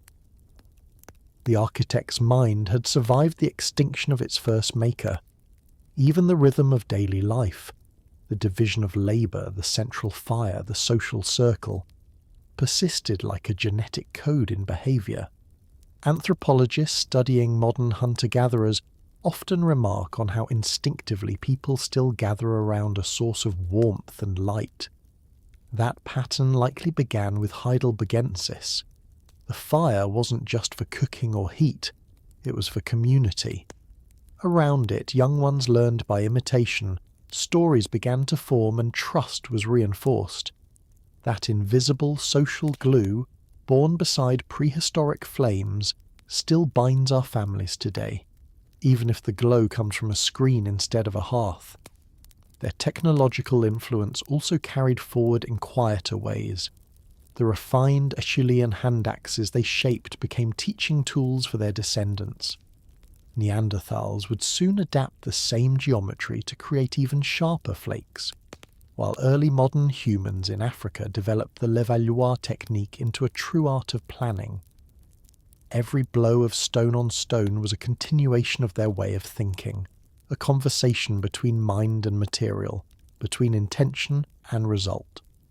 When archaeologists hold those tools today, they're holding thought made tangible, the echo of design across deep time. But perhaps their greatest blueprint wasn't physical at all. It was conceptual. the shift from reaction to imagination. Homo heidelbergensis lived in a world that demanded foresight. They planned hunts, prepared tools, built temporary homes before storms arrived. That ability to look beyond the present moment, to imagine a future and act toward it, is arguably the birth of human consciousness as we understand it. Every modern project, from planning a city to composing a song, is an extension of that same cognitive lineage. Somewhere deep in the neural wiring of Heidelbergensis, the architecture of imagination was laid down. Their descendants expanded on that mental framework. The Neanderthals deepened cooperation and care, tending to their injured and elderly. Homo sapiens in Africa took creativity to new scales, shaping pigments, ornaments, and symbolic thought. Yet both carried the same scaffolding within, a memory of how to survive together, to adapt, to build. Even as evolution diversified the form of humanity, the pattern remained constant. Each new species was remixing an ancient design. It's humbling to realize that much of what we consider modern is really ancient. When early Homo sapiens began painting animals on cave walls, they were only extending the same urge to domesticate the unknown, to bring the wilderness into the circle of understanding that Heidelbergensis had begun. When humans started settling permanently, building villages and later cities, they were elaborating on a structure first imagined on a Pleistocene plain. Even when we invented architecture proper, temples, towers, houses, we were still repeating that first act of pulling nature close, of turning exposure into enclosure. The line between a stick hut on a prehistoric beach and a skyscraper on a modern skyline is thinner than we like to admit. There's an irony here. The species that gave us the mental blueprint for civilization never lived to see one. Their world was too raw, too transient for permanence. But that impermanence made them innovators. To survive endless change, they learned to adapt their surroundings, and in doing so, they created a behavioral template that required no monuments. Their true architecture was cognitive, not material. It's as if they wrote their legacy in the way we think, not in the things we build. And yet, if we could visit one of their camps today, we would recognize everything that mattered. A small circle of firelight, a few figures sitting close, one tending the flame, another repairing a tool, others resting in the half-dark, watching smoke twist into the sky. It would feel strangely familiar, like walking into a dream of our own species before it knew its name. We would see the same patience, the same quiet cooperation, the same unspoken understanding that life depends on each other. That is their architecture, the human social structure itself. From them, we inherited not just intelligence, but empathy. To build a shelter, one must imagine another's comfort. To share fire, one must value another's survival. Every home built since then has carried that genetic echo, a structure meant not only to protect the body, but to hold a community. Even now, in our cities of glass and steel, we still build around warmth and light, still arrange ourselves in circles, around tables, screens, and hearths of new kinds. Civilization is just a longer, louder version of that first gathering around the flames. It's worth remembering that Homo heidelbergensis didn't intend to leave a legacy. Evolution rarely has authors, but their everyday decisions, how to hunt, how to rest, how to care for one another, became the silent architecture of all later human history. Their story didn't end with extinction. It expanded into every descendant who learned to shape the world rather than submit to it. If we look closely enough, the world they imagined still surrounds us. Every shelter is an echo of their first huts. Every lamp and fireplace rekindles their ancient flame. Every human collaboration, from a building site to a family dinner, replays the same choreography of cooperation that began 500,000 years ago. Their lives, though forgotten by name, continue in the very structure of our existence. Maybe that's the most profound kind of immortality. To leave no monuments, but to become the foundation upon which all others stand. Homo heidelbergensis may have vanished from the earth, but the world they made possible never did. Their blueprints were never buried. They were inherited, lived, and built upon endlessly. And tonight, as you sit in the comfort of your own shelter, perhaps with light flickering softly against the walls, remember this: the warmth you feel, the quiet sense of safety, the unspoken gratitude of belonging. All of it began in the hands of the first builder. Their fire still burns, hidden in ours. Imagine this: a small circle of light in an ocean of night. The stars are ancient, the air cold, and in the faint glow of a fire a handful of beings sit close together, their faces flickering between shadow and warmth. Outside the reach of that light, the world is still wild, untamed, unpredictable, immense. But inside it, something new has taken shape. The flame doesn't just burn against the cold, it defines a boundary. Inside and outside, us and everything else. In that fragile circle of safety, for the first time the wild has become home. When we ask when humans first built a home, we tend to imagine walls, huts, stones, roofs, something tangible. But the truth may be far quieter. The first home was not a structure, but a decision. The moment one of our ancestors, perhaps Homo heidelbergensis, realized that safety could be made, not just found. When they gathered branches into a lean-to, or piled stones against a windbreak, or fed dry grass into the embers of a fire to keep it alive through the night, they were doing more than surviving. They were building belonging. Before that, for almost 2 million years, humans had lived at the mercy of the landscape. The world provided shelter, but on its own terms: caves, cliffs, trees, overhangs. Heidelbergensis changed that relationship. They began to take the wild apart and rebuild it into something else. A branch was no longer just a branch. It became a beam. A circle of stones was no longer just geology. It became a hearth. Every small act of arrangement carried an idea that the environment could be shaped to comfort, not merely endured. It was a turning point so subtle that no one could have noticed it, yet it changed everything that would follow. Think of how extraordinary that realization was. In a world still dominated by predators and cold, these early humans learned to bend chance toward intention. They didn't escape nature. They entered into a new kind of dialogue with it. Fire, once a force of destruction, became warmth. Wood, once shelter only by accident, became structure by design. The home was born not as an invention, but as a relationship between the human mind and the world it inhabited. At first, their shelters were temporary. The wind still cut through, the smoke still stung the eyes, and the rain still found cracks. But in the glow of those first hearths, something deeper took root. The fire wasn't only a source of heat, it was a gathering point.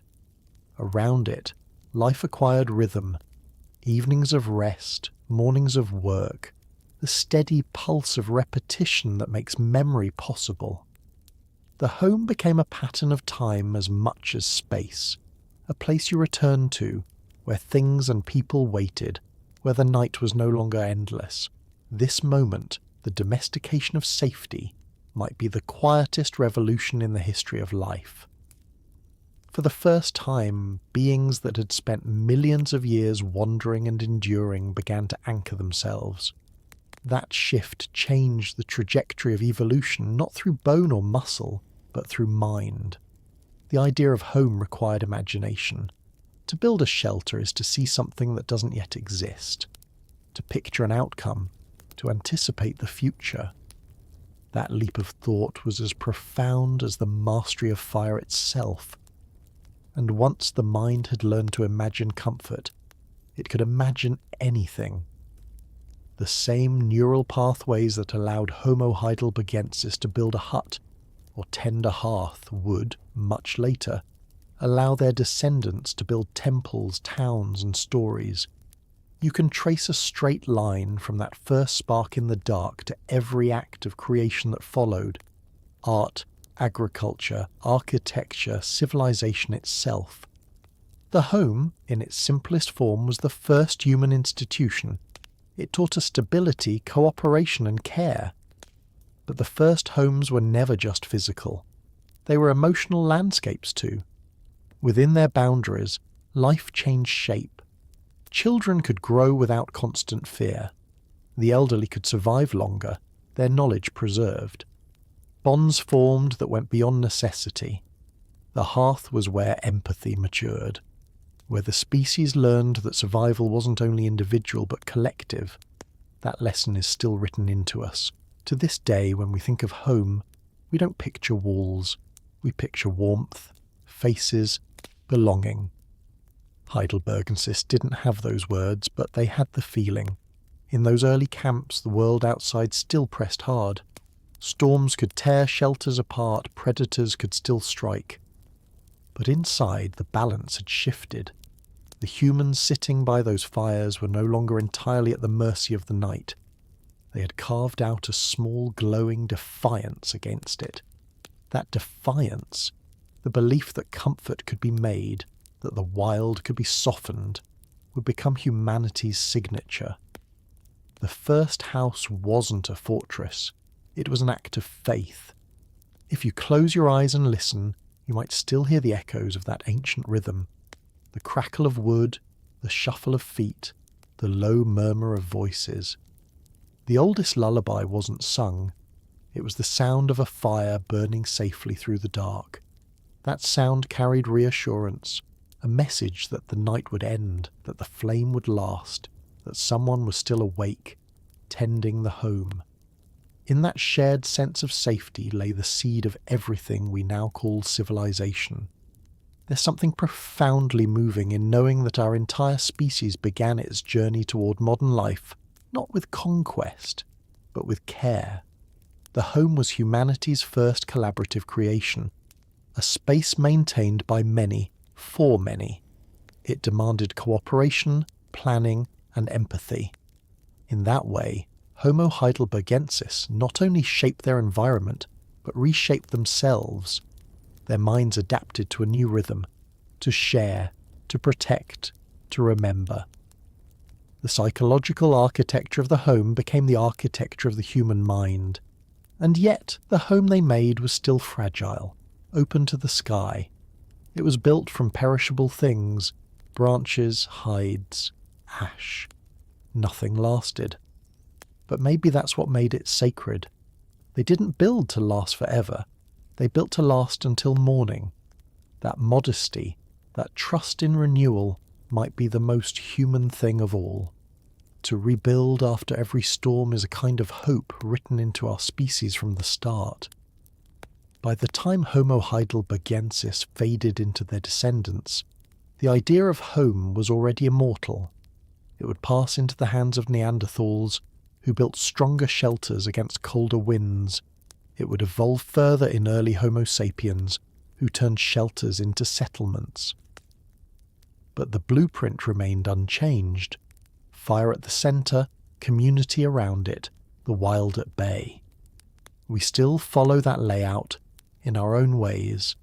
Circles of light in the dark, shared warmth in an uncertain world. So, when did we first build a home? Maybe it wasn't the first hut or the first hearth. Maybe it was when we first looked at the wilderness and thought, we can make this gentle. When the wild stopped being only a threat and became a partner. When we realized that safety was not given by the world, but created within it. That was the moment humanity stopped wandering and began belonging. And in that belonging, a new kind of consciousness was born. To build a home is to draw a border between chaos and order, but also to dream beyond it.